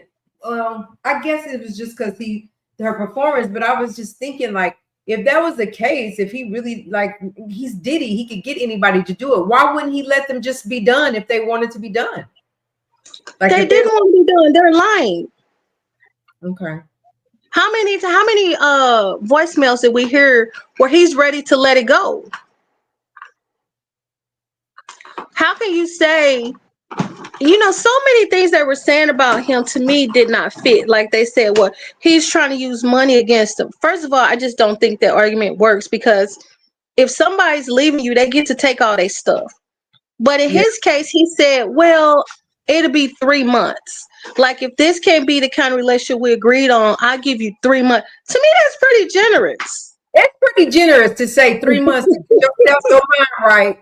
Because after 3 months, I'm telling you ahead of time that the money's no longer gonna be there. So I'm giving you a chance. I'm gonna pay 3 more months.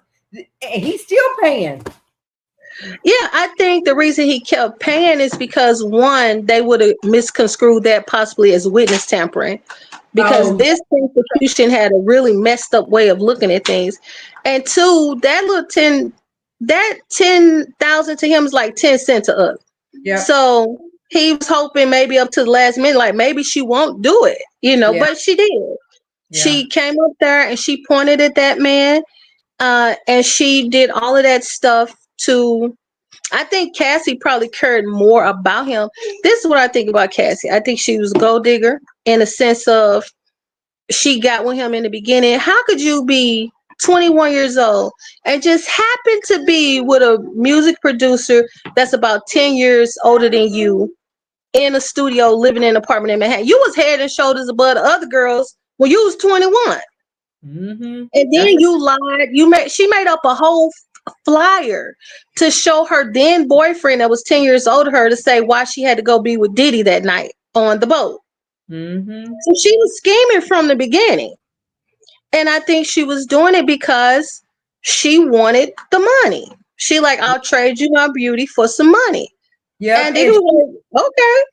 Yep. And Cassie was she was about the money and the glitz and the glamour, because they talked about if it wasn't going to be Diddy, then only Jay-Z's left to be with, right? So taken, that's money. Like Jay-Z's a billionaire, Diddy's a billionaire. I can't like leave Diddy because Jay-Z's the only one left and he's taken. So, like she couldn't date nobody else, right? It was just, it had to be that Hey, In her mind, by the way she formulated things, for her and what her goals were, she couldn't. And you got to understand the type of game she's playing. She's playing a beauty game that comes with youth. So 11 years into it, she knows she's lost her edge. She knows the industry knows she's been slutted out because the videos are circulating everywhere. Oh yeah. She knows that she can't just walk out of there and grab the next thing smoking. So she feels like he's kind of ruined her chances and he owes her. Yeah. Wow. This is good, Gray. It's good. Hey, listen, Gray explained it better than the other bloggers did. Like, I'm really pitching this stuff like I'm there. Yeah, I'm like, she's bringing a whole new perspective, make you kind of think about some things. Yeah, good. Yeah, great day. You got me. And the thing about it is, I believe her perspective would he got his case dismissed the way she explaining it. Well, yeah, in a lot of ways, because no one. I think in a lot of ways that's convincing to a jury because, like, she's sitting here talking to me, and if I was a juror listening to that, right? I'm like, I'd have been not guilty. What happened? Can we talk about the defense a little bit? And I'm gonna tell you some things I think they did really, really well to win this case. Yeah, let's go. Let's go. Well, one, they told the truth. They say he abused her, but he didn't sex traffic her. So, that first day they might have been looking like, I don't know. But if you notice throughout the whole trial, they kept telling the quote unquote truth. Remember, the friend says he went to the girl's door, banging on the door with a hammer. When Mark and Nicola talked about that, he never said he didn't have a hammer. He said he went banging on the door and he may have had a hammer. So they kept admitting to things. When it was time to question Cassie's mom, they declined. That means I'm not going to challenge her. I'm going to be respectful. I'm not going to embarrass her mother here, okay? Because right there, Gray, I don't mean to interrupt you. I was thinking, they're not going to ask her not one question. Maybe it is because they want to respect her. They don't want to put her through the mill because it's, just to have respect for her. But not even one question. So keep going. That was my thought on that one. But think about it, though, with the mom, because I've been talking to about this with my sister the whole time, too. And her mind works different from my mind, so we help each other. What could they have done to advance their case dealing with her mother? Nothing. The only thing they could have done was gave the mother a platform to scream out something like, I know my baby was raped, something provocative like that. Leave it. Just leave it.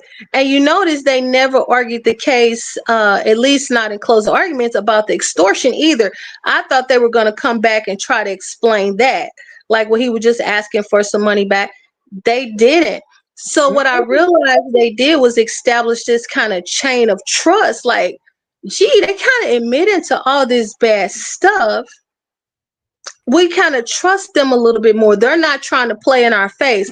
They're not trying to disrespect us. Yeah, right. Yeah, so I think that's one of the things they really did well, the defense team. So then what about you? What about them? Well, now we're seeing it though, but what about when you found out that they were not going to have any witnesses called? Like, did you feel a way about that? Or did you like think that's brilliant at that No, moment? I didn't think it was brilliant. I thought it was risky, but I thought this. I said, well, these people have law degrees, they have all this experience.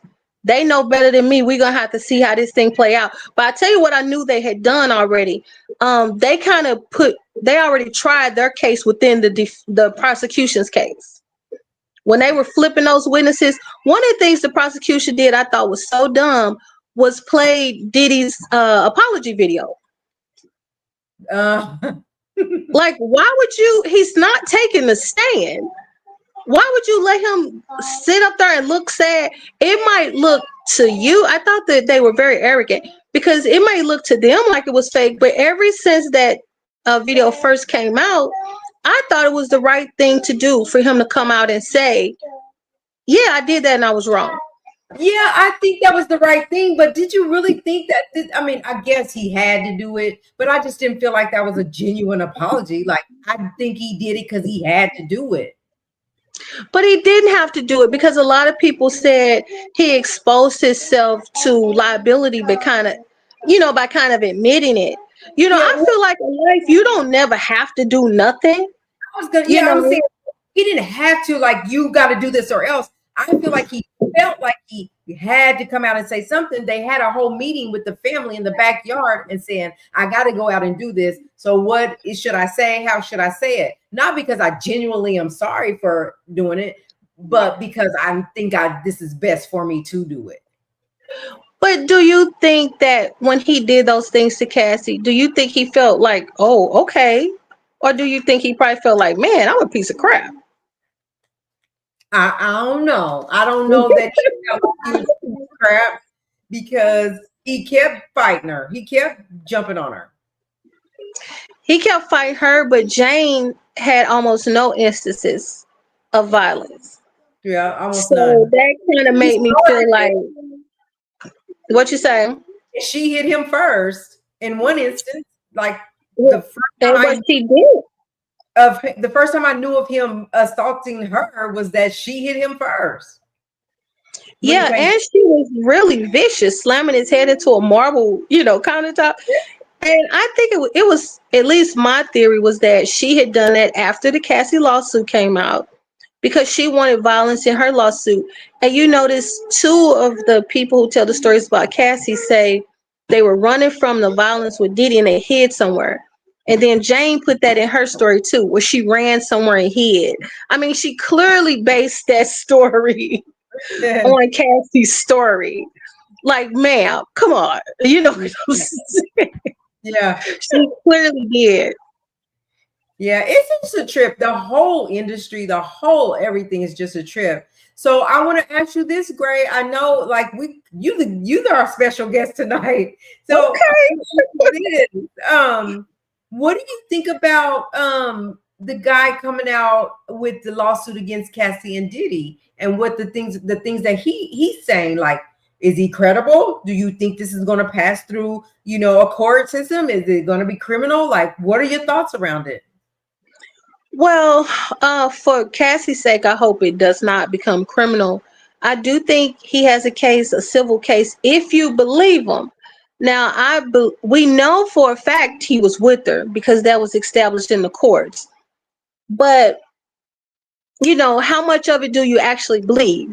People out here on money grabs, right? Right. I think if he can show enough evidence in court that he got a disease from her, that basically he accused her of sexual assault. I don't know if you heard that portion of what he had to say when she was menstruating and he didn't tell her, and he was drugged. If you believe him, then I think he's entitled to damages. And I think she's gonna have to go through what Diddy went through. I tend to believe what he's saying. Like, I believe what he's saying. Only thing, like I said earlier, that I didn't like about what he's doing coming out is that how he was the one that was with her most of the time for 8 years or whatever, because he beat out this guy, whatever. But he was like calling her gross and all this stuff now, but you was with her like for 8 years. So don't come out and say you just nasty, ew, and they was peeing in your mouth and this and that when you was with her for 8 years. I've listened to about 3 of his interviews, and at certain points he speaks about her in different ways. He says that when he saw her on the stand lying, that's what really made him feel like, oh no, you know what I'm saying? So it Yeah. sounds like he's trying to tell the truth. But like I said, to me, anybody that comes after somebody with money, it needs to be vetted properly. I sympathize with her like more, not woman to woman, but like human to human. Yeah. Like I think she just got herself over her head emotionally. At some point, you have to take responsibility for what you do, and you have to hold your L. And you gotta go, hey, I really shouldn't have been with that guy that long. He told me he was having other girlfriends. He told me he loved Kim Porter. He didn't want any children with me. This can't all be his fault. And that could be really hurtful to take that responsibility.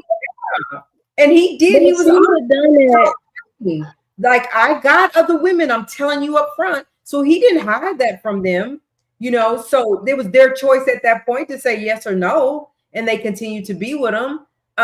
So you're right, Gray, about all of it. And like Right Sound Studio says, if you bring, like, this guy's bringing this lawsuit and saying that he gave her that STD, he's gonna have to bring all that evidence. He's gonna have to prove that this is it. You're gonna have to have medical records. You're gonna have somebody that stands behind it. Like, it's gonna be a tough one, but he seems to have his I's dotted and his T's crossed. I don't know. It's just crazy. and the thing for him, he's saying that he would do things for sex. She's saying that she would be with anybody in the world. How do we know where any one of them got anything from?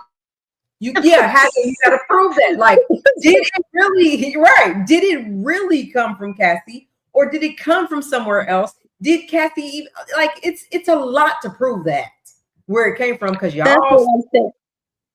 But in terms of, human to human feeling for her, she just seems like somebody who, she has a lot of yes people around her.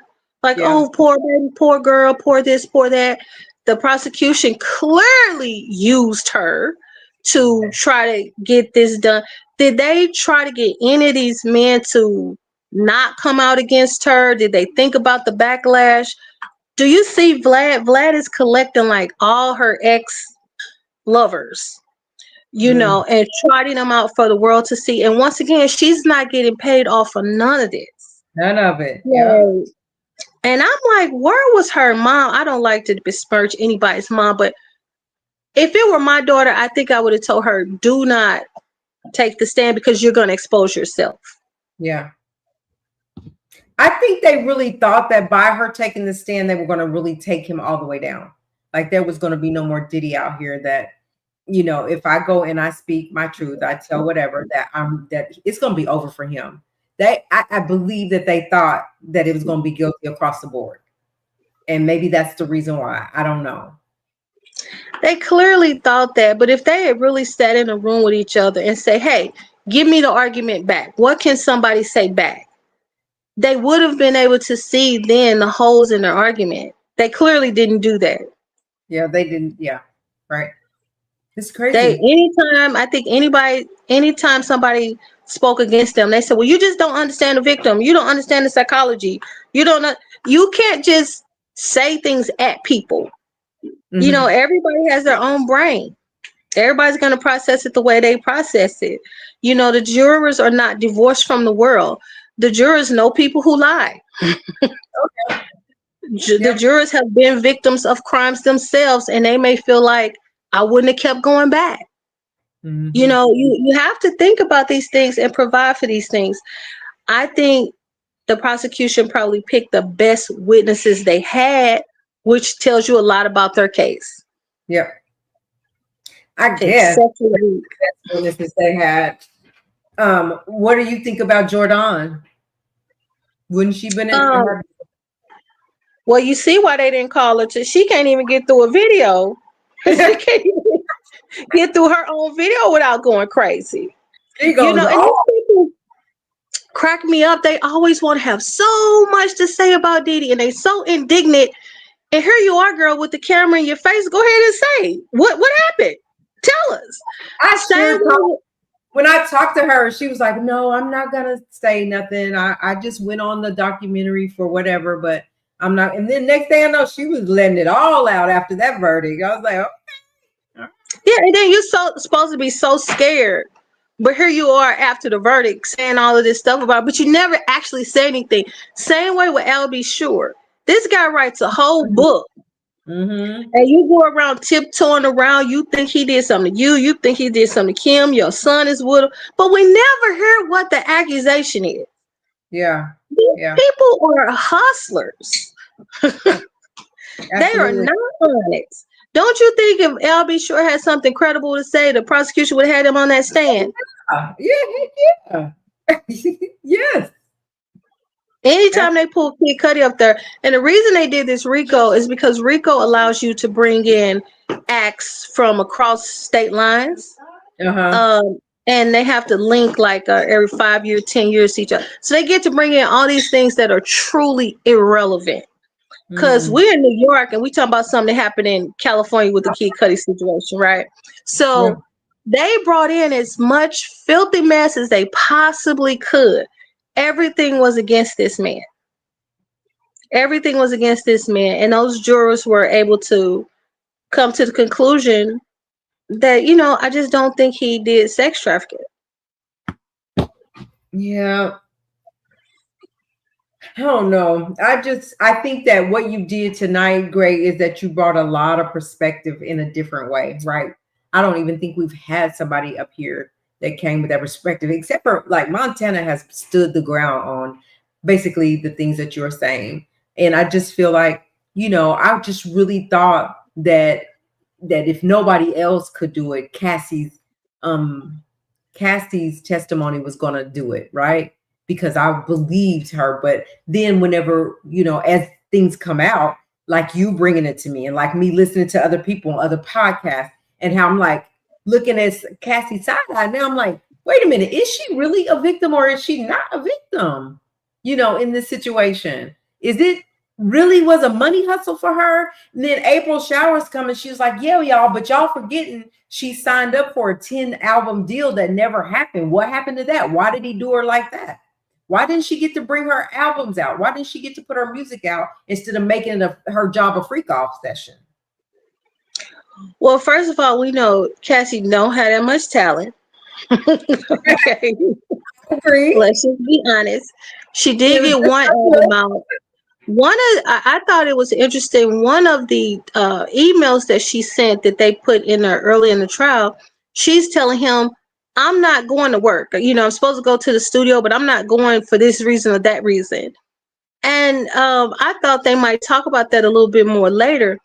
But I think it's just not what she really wanted to do. Mm-hmm.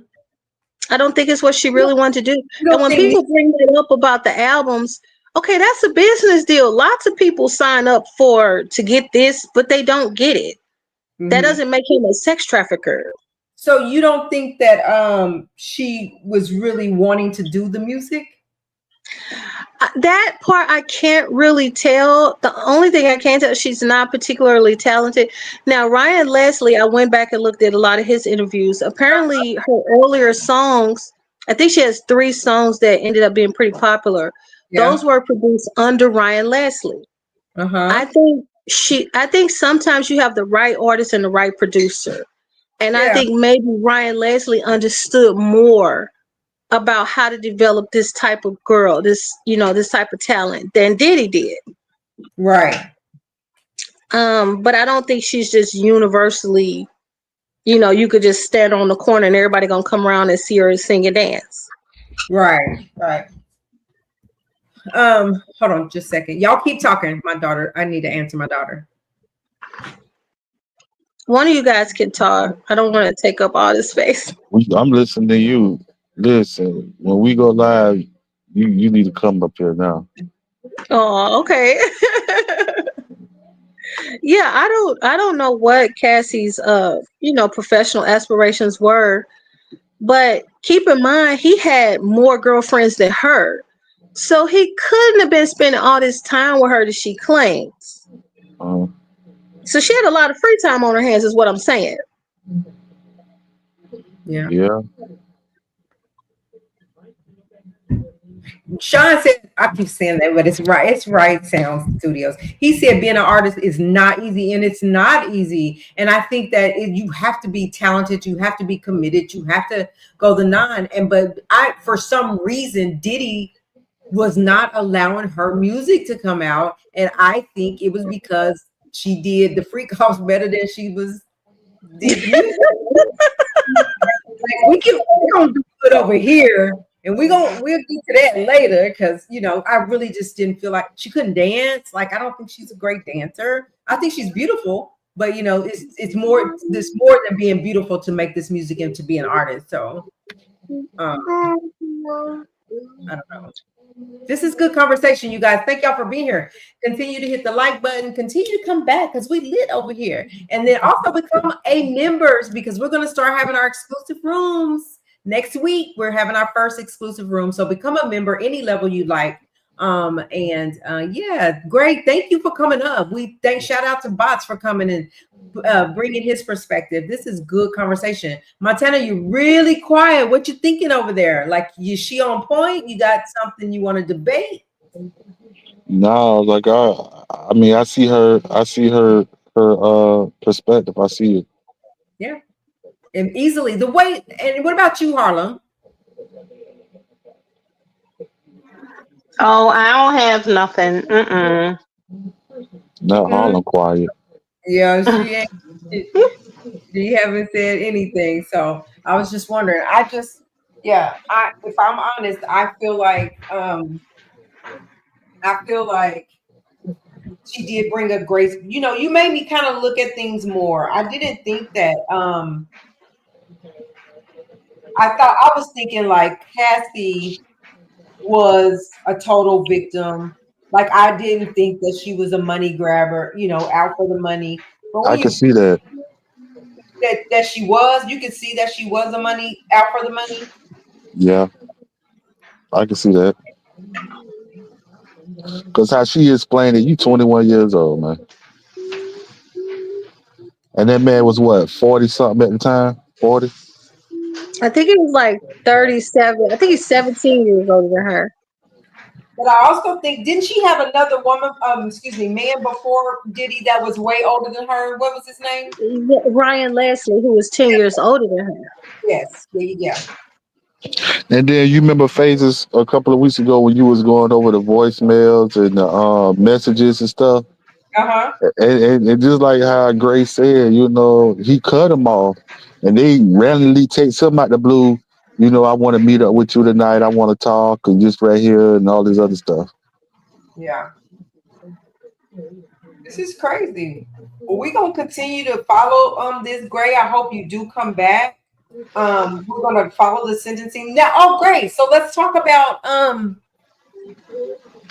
let's talk about the sentencing. What do you think the judge is thinking? Did you think this was a fair judge, and do you think that he'll give him a fair sentence? No and no. I think he's just another arm of the prosecution. He does a pretty good job of covering it, though. If somebody wanted to argue that the other way, they would be able to make a case. Mm-hmm. A lot of times when I do deep dives into these court cases, I just really try to get as much information as I can. So to me, he does these little I call them little judicial slaps. Like, for example, when it came to juror number, I forget the one that was voted off, the black man. The 6th. Earlier that day, I don't want to confirm that because I'm not absolutely certain, but the black guy who was voted off like midway the trial. Yeah, juror number 6, right? Yeah, something like that. Earlier that morning, the judge was like, "Oh no, I'm pretty sure there's nothing wrong with his residency. Oh no, everything. Then come 4 or 5 o'clock, he was like, "Oh, he's out." And the defense was like, "Wait a minute, do you at least want to talk to him?" He's like, "Oh no, I don't need to talk to him now. He's out." But, and he did the same thing with the bond hearing with Diddy. He said, "Oh, I guess you don't want to go back to MDC, do you? Diddy shook his head no. He made him wait all day till 5 o'clock. And he go, oh, bond denied. Which, when he said that, I thought he maybe considered letting him out. You know, it made him think that he was gonna let him out. So that's why I thought he gonna let this man out. He know he don't want to be over there. He done beat the biggest case. You know, he beat that. I was hoping he would. He did those little, what I call little judicial slaps throughout the trial. You know, he like the thing with Kid Cudi's dog. They already knew that Kid Cudi wanted to testify that his dog was traumatized, right?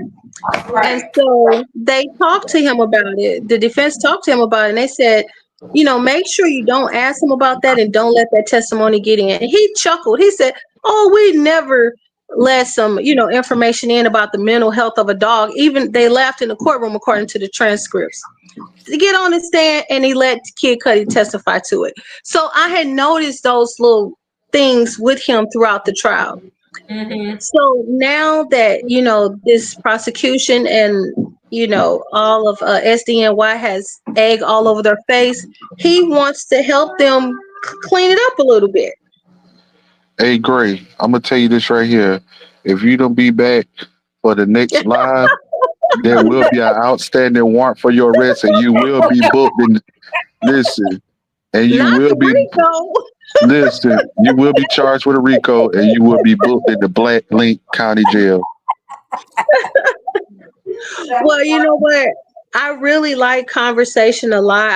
I'm so glad this platform is available for us to be able to discuss this stuff. Imagine if we didn't have social media like that. We couldn't just link like this, right?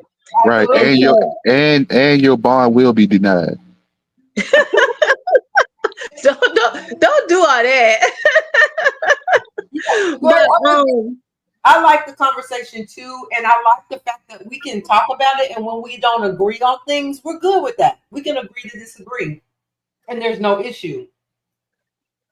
Yeah, I like disagreement. The reason why I like disagreements because it helps me with my thinking. You know, I don't want to just, you know, say everything I think and believe and ignore everybody. You know, I like to listen and go back and forth. And that's probably why one of the reasons my argument is so developed, because I told you I've been going through this for 6 weeks with my sister, right? And she has felt very... Has she agreed with you? Absolutely not. She's been totally opposite me. Okay. Hey, Right Studios said that apparently he was receiving victim statements, reviewing victim statements whether or not bail should be approved. If that's the case, when you this is state and federal law that when you go up for a bond, you only got three things. You have a right to how I could say this. How I could say this, Harlem. You are judged under three rulings, which is if you are a danger to the community, is you a flight risk, and something else. Those are the three things they judge you to see if you eligible. They see if they can grant you a bond. Mm-hmm. And he decided. My bad. It's the nature of the charges. Is you a flight risk and the danger to the community. Those are the three. I think he was just looking for a reason. Just think about it. How could Cassie, the chef Jordan, and Deontay Nash send in their statements that fast? Well, I think because the prosecution said, hey, we can write up this letter, you sign it, you send it in. I mean, clearly that's what it was. So their angle was violence. Okay, so you said you were violent, so that's our reason. You're violent. That was the judge's reason. Then you rich, so you can automatically flee the country to avoid court. So the flight risk.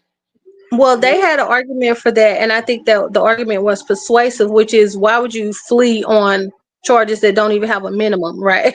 Right. After you beat a RICO.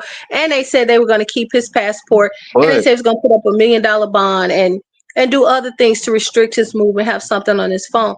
What the judge finally, he justified his decision by saying the violence, that he had admitted to being violent towards Cassie. And so that's why he was keeping him. That was his justification.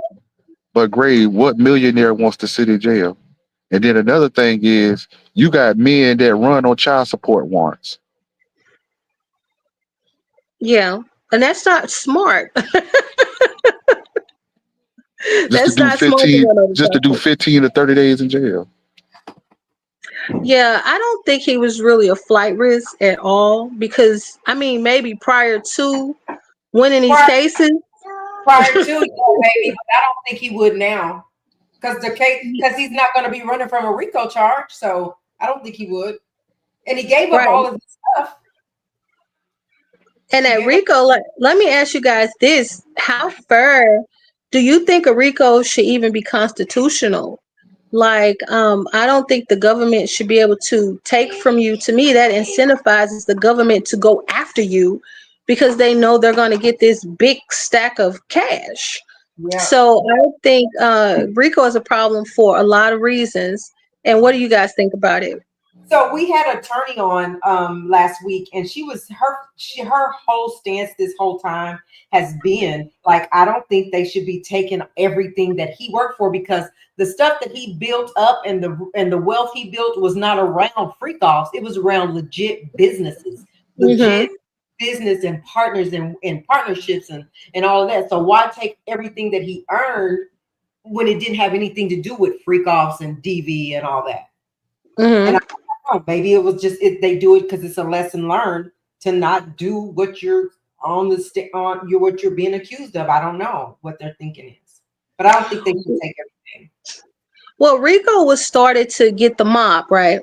Right. And the whole point of taking the money from the mob is that it's all illegal money. Right. Right. Because you have all these illegal businesses, right? Like you're only pretending this is a pizza shop. You're only pretending this is an olive oil business. Really, you running drugs and prostitution through here. So that's the excuse. The same way with a gang with drugs, you know. You're on. This is just a front for all this illegal activity. But now that we see how RICO can be used, I think as Americans we need to rethink if we support this or not. Because it's one thing, if the money is so dirty, why you want it, government? Because they dirty. Yeah. If it's dirty money, take the money and then destroy it. Because otherwise, Tasha K was like, then nobody should get the money. They should just burn the money, right? Burn it exactly. Up. Just destroy it. Because otherwise, the government, that's just people. That's just people. And some of those people are corrupt and they are greedy. And they will come up with reasons to take your stuff. You think if they get $1 billion, they could steal $1 million and nobody ever know. Right. You'll never know that. Almost $1 million. I mean, $400 million, you take that. Like, I mean, it may be easier, but you can still take out of that. I mean, it was just really, really outrageous to think that they were not even alleging that he earned any money from these activities. Right. They weren't even alleging that. So how is this a RICO? You know, and I think also a lot of those jurors were very educated. You know, they had PhDs, master's degrees. These people, they already knew this stuff. You really were going to have a hard time convincing those people Listen, Gray, he couldn't pick no better jury than that. I don't think so. I think that was the best jury. I think it definitely was the best jury. And I think the fact that they were older, a lot of them were really older, they didn't have a lot of preconceived notions about him. You said they did have preconceived notions? I think they did not. I think if it had been people in his age range, 55 and younger, and also more people of color, black people, you would have had more preconceived notions. He would have been in a little bit more danger, I believe, with black people. Yeah, in this particular instance. The juror, now, I don't know if I believe this juror that got kicked off. He said he don't know Diddy. He didn't listen to his music, but he from New York. He got the right age range. And he said he ain't know nothing about it. And he said he was from a Spanish-speaking household, you know. And once again, that's what the prosecution gets for being so racial in the way they look at things, right? Because I think this was just a little bit more complex. Another thing about the jury, when they kept saying, well, his personal assistant, They put the baby on her. They went shopping for him. They did these things, and they want the jury to see those as crimes. I'm like, this jury, some of these people have personal assistants, and they know that this is just how it goes. This is what my assistant do for us. Yeah. Yeah, your assistant does what you ask them to do. So I just don't think it was nearly as persuasive as they thought it was. Yeah.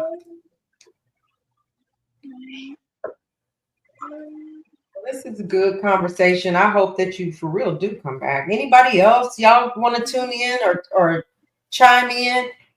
Wright said that that's what they have to prove to get asset. Oh, to get the asset seizures. When we was talking about that, yeah. I just feel like they shouldn't take anything that they especially that they've created legally in legal businesses. Like you should question his assets. Period. Yeah, and I think the goal of it, to me, the thing with Jay-Z, they didn't expect him to respond like that. They thought he was gonna fold. Yeah, they thought that he would take the defensive role, which is just to try to defend himself against the allegations. He took an offensive role. He made allegations against the lawyer. He sued the lawyer. He sent private eyes out to talk to the victim. He was like, hey, this is my life at stake. You know what I'm saying? I need to shake this tree. I need to get the truth out of here. So that ended up, showing everything.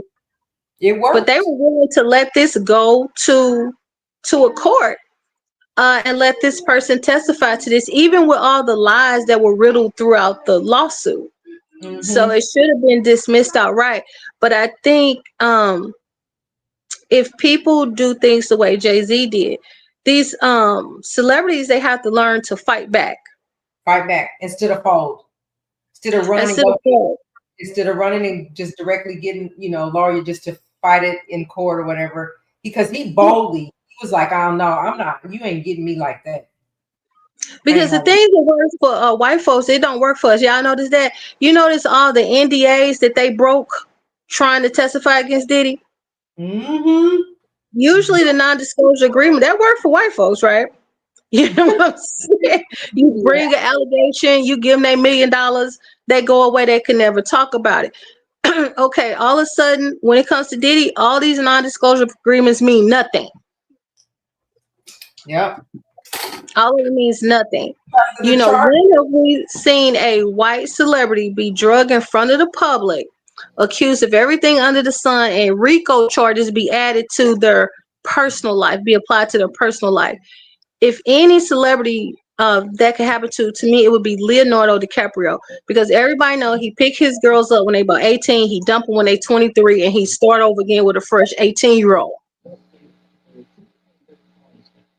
But nobody ever says anything about what he does. I just want to know what goes in their mind to mess with girls that age, man. I don't know. Bored. It's something about them. Because they got the money and power to do it, they just trying. I don't know. I wonder the same. Like, come on, man. It's just something that been going on. Like, this ain't something you just start. You been on that type of time. Like, why you ain't being registered?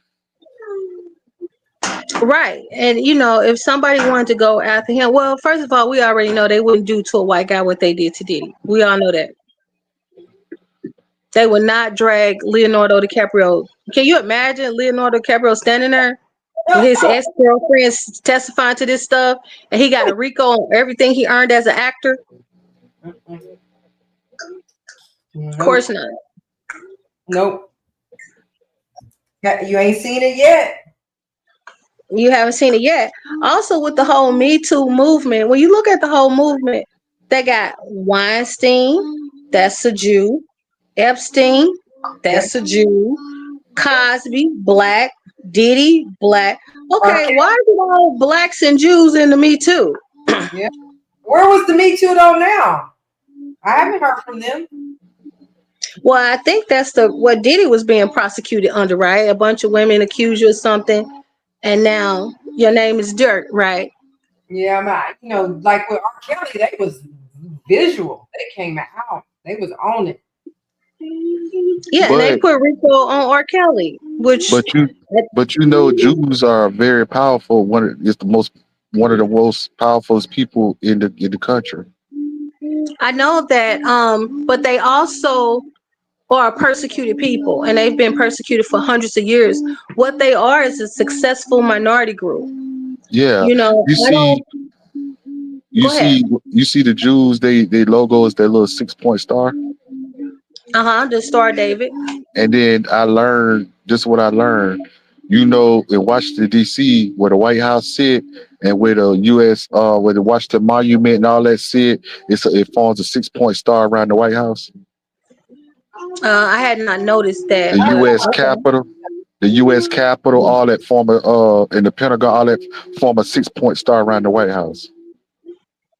Mm. Okay. I don't. As African Americans, as blacks, I don't think Jews are our enemy at all. I know there's been some exploitation in the music industry, but there's a deeper history between Jews and blacks when it comes to the music industry as well. Jews are a persecuted people. I don't know why they hate the Jews, what they do, but they do.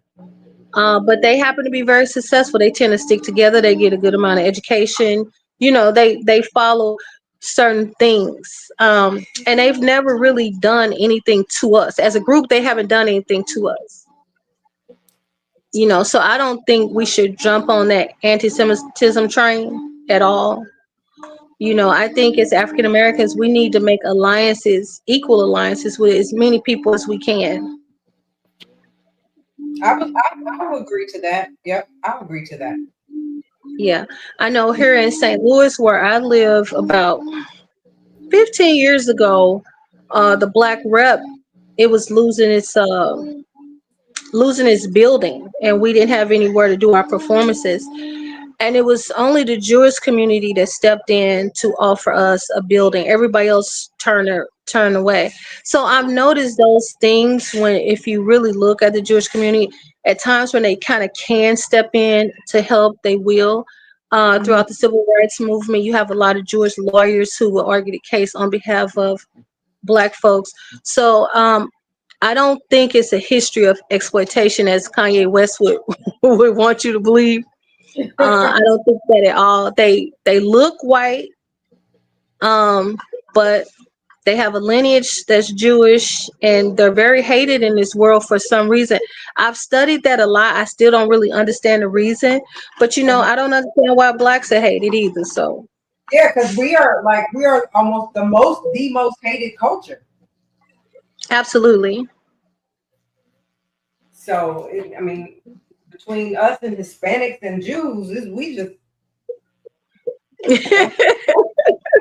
fight chance. Yeah, and I think we have to remember to look out for each other. When we have people like Jay-Z and Cosby and all these people, Cosby was trying to buy CBS. This was his second time trying to buy CBS. Well, that's the And that was the yeah, they problem. were sick of him. Yeah. I think it was NBC. One of those, right? One Yeah. of the big ones. He wanted to do what Oprah did. Oprah, she tries to tread very lightly. She Yeah, tries, if you guys notice that. With yeah. her own network, she don't do too much on that network, right? But and that's how she surviving it. She missing it. They try to throw her name and stuff, but she kind of slides through the cracks. She does. She manages to do that. But Bill Cosby with the Cosby Show, it showed the black family and black culture. If you listen to the music, if you look on the art on the back of the walls on the Cosby Show, it's all black artists, and it's just this celebration and affirmation of black life. They did not want that blasting throughout this country and throughout this world at all. At all. No. At all. And Diddy living his life out large like that with his entourage, strutting across Europe with all of these 10, 30 people around him, everybody fly. That's offensive to a racist, not necessarily a white person, but to a racist. That's Right. offensive. Yeah. And we all probably have our personal stories that confirm that, right? So I just think we have to remember, the more you go out there, the more you talk, whether you're the manager, a business owner, a thousandaire, a millionaire, a billionaire, the more you're going to be targeted. So as soon as they start to level allegations, I think we need to step back and we need to scrutinize those allegations more than we would anybody else. Yeah, but everybody need to understand that, you right? To give everybody on that page. Well, I think, and part of that is education, just learning our history and understanding where we come from. And that we still are embroiled in a lot of battles that have to do with racism. To me, when you look at the public school system, that's racism. You mean to tell me you can't teach Black kids in the city, but you can teach kids in the suburbs? That's nonsensical. They can't say, they used to just flat out tell us you can't learn to read. Now you just create the conditions where you still can't learn to read. Hey, Greg, the public schools down here, I'm in South Carolina. The public schools here, they ban teachers teaching about Black history. That's exactly what I mean. Yeah. You see, and that's blatant racism. And that's the type of thing, like, I think sometimes us as Black folks, we're pretty carefree and happy with life. But when we look out into the world, we don't see somebody out there with a white sheet on, right? But all of these things, they add up, like what you're saying, like they're literally saying you can't teach this. Okay, that's a problem. Yeah, I'm in the Midwest in Oklahoma, and I can't tell you growing up, they didn't teach us Black history. They taught us about the Mayflower though. And all of the non-Black history stuff, but never did I remember being taught our Black history. Exactly. And I think that we didn't even celebrate Martin Luther King, none of that.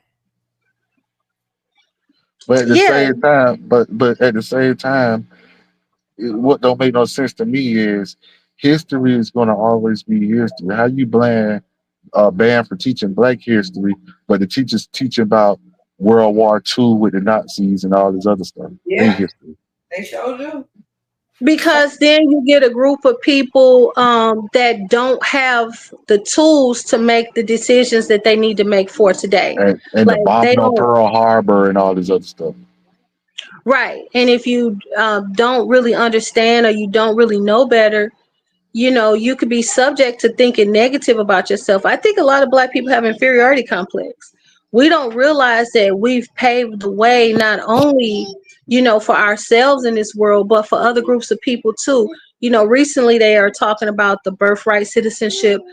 A lot of us don't realize that the 14th Amendment was specifically designed for descendants of slaves. And also it gave us due process rights, which all Americans benefit from. And those are things that African Americans fought for, starting with the Dred Scott case, that benefits everybody. Board of Education, Brown versus Board of Education, desegregation, that benefits everybody. Civil rights movement, what King fought for and eventually died for, benefits everybody. So not only are we Americans, not only are we triumphant out of slavery, but we've created policy that benefits all Americans. So we have nothing to be ashamed of. We have everything to be proud of. Yeah, I agree. But we don't know that. People will tell you King died for nothing. They don't even know about King and the civil rights movement. Well, they know about the civil rights movement. They don't know about civil rights legislation. That's it. And if you don't know, then you don't know. It's like you gotta educate yourself so you know what you're fighting for, what you stand for. Right. Prior to 1964, women were not considered to have civil rights. You know, definitely not gays having civil rights. Every time we liberate a new class of people, we add them to civil rights, which means you cannot discriminate against them based on those reasons. But that started with blacks because we were still being denied the right to vote. We were voting because we had the right to vote, but they were doing little tricks in the South where you had to pass certain tests to do certain things. So we realized more legislation was needed, and King, you know, moved forward with that legislation. So we're always on the forefront of something that needs to be done better. And when we do it, we include everybody. Everybody excludes us, Yes, but we include others. Right. That's a fact. And then we feel like, you know, we have something to be ashamed of, and we don't. I think we just need to insist that our teachers teach, that our classrooms are quiet enough that students can learn, and that we teach our kids on our own as well. That's what I'm saying. You have to self-educate because they're not going to tell you. You have to make sure you know, make sure your kids know. Yeah, so I think Are you on the East Coast, West Coast, Midwest? Where you at? Midwest and St. Louis, Missouri. Oh, okay. Okay. And she Yeah, said that so proudly, like Right. they got it going, like they got it going on down there. I feel like we do, but not, you know how it is. Everybody loves their city, right? Yeah. That's right. You know, I know we had a highest crime rate. That's bad. Wait a minute. Tulsa, Oklahoma. Like I think we beating y'all. No, South Carolina. It's bad. You know, South Carolina behind on everything. South Carolina is one of the most racist states in the United States. Yep. I South believe that. Carolina, Alabama, and Mississippi. Yeah. Show is. Yeah, it's still so much. We still have so much work to do, but part of that work is accumulating wealth, which we're doing. We're accumulating education, we're accumulating wealth, we're starting businesses, and that's why I believe you see a lot of this pushback. So we just have to be aware of that. Like, just because they dangle something shiny in front of us, you know, we should not get distracted. Distraction. Yeah. Yeah, man. Well, y'all, I enjoyed this conversation. Great, thanks for coming up and participating with us and talking to us. We hope you come back. Everybody that's tuned in, I hope that you will subscribe to the channel if you're not already, and don't forget to become a member. Also, it's a free way to support the channel by hitting the like button. So if you would do that for me, if you haven't already, we would appreciate it. Anything else you guys got before we get out of here? Hey, Phaser, she better come back. Blake Link County got an open sale ready for her. We're gonna be in St. Louis looking for her. Yeah. Man, don't do that. Well, yeah, thank you so much, and I think this has been a great conversation. Same here. We thank you. Uh, Hope you all have a good night. All right, all talk right, to y'all y'all. soon. All Good right. night. Good night. All See y'all. right, Harlem.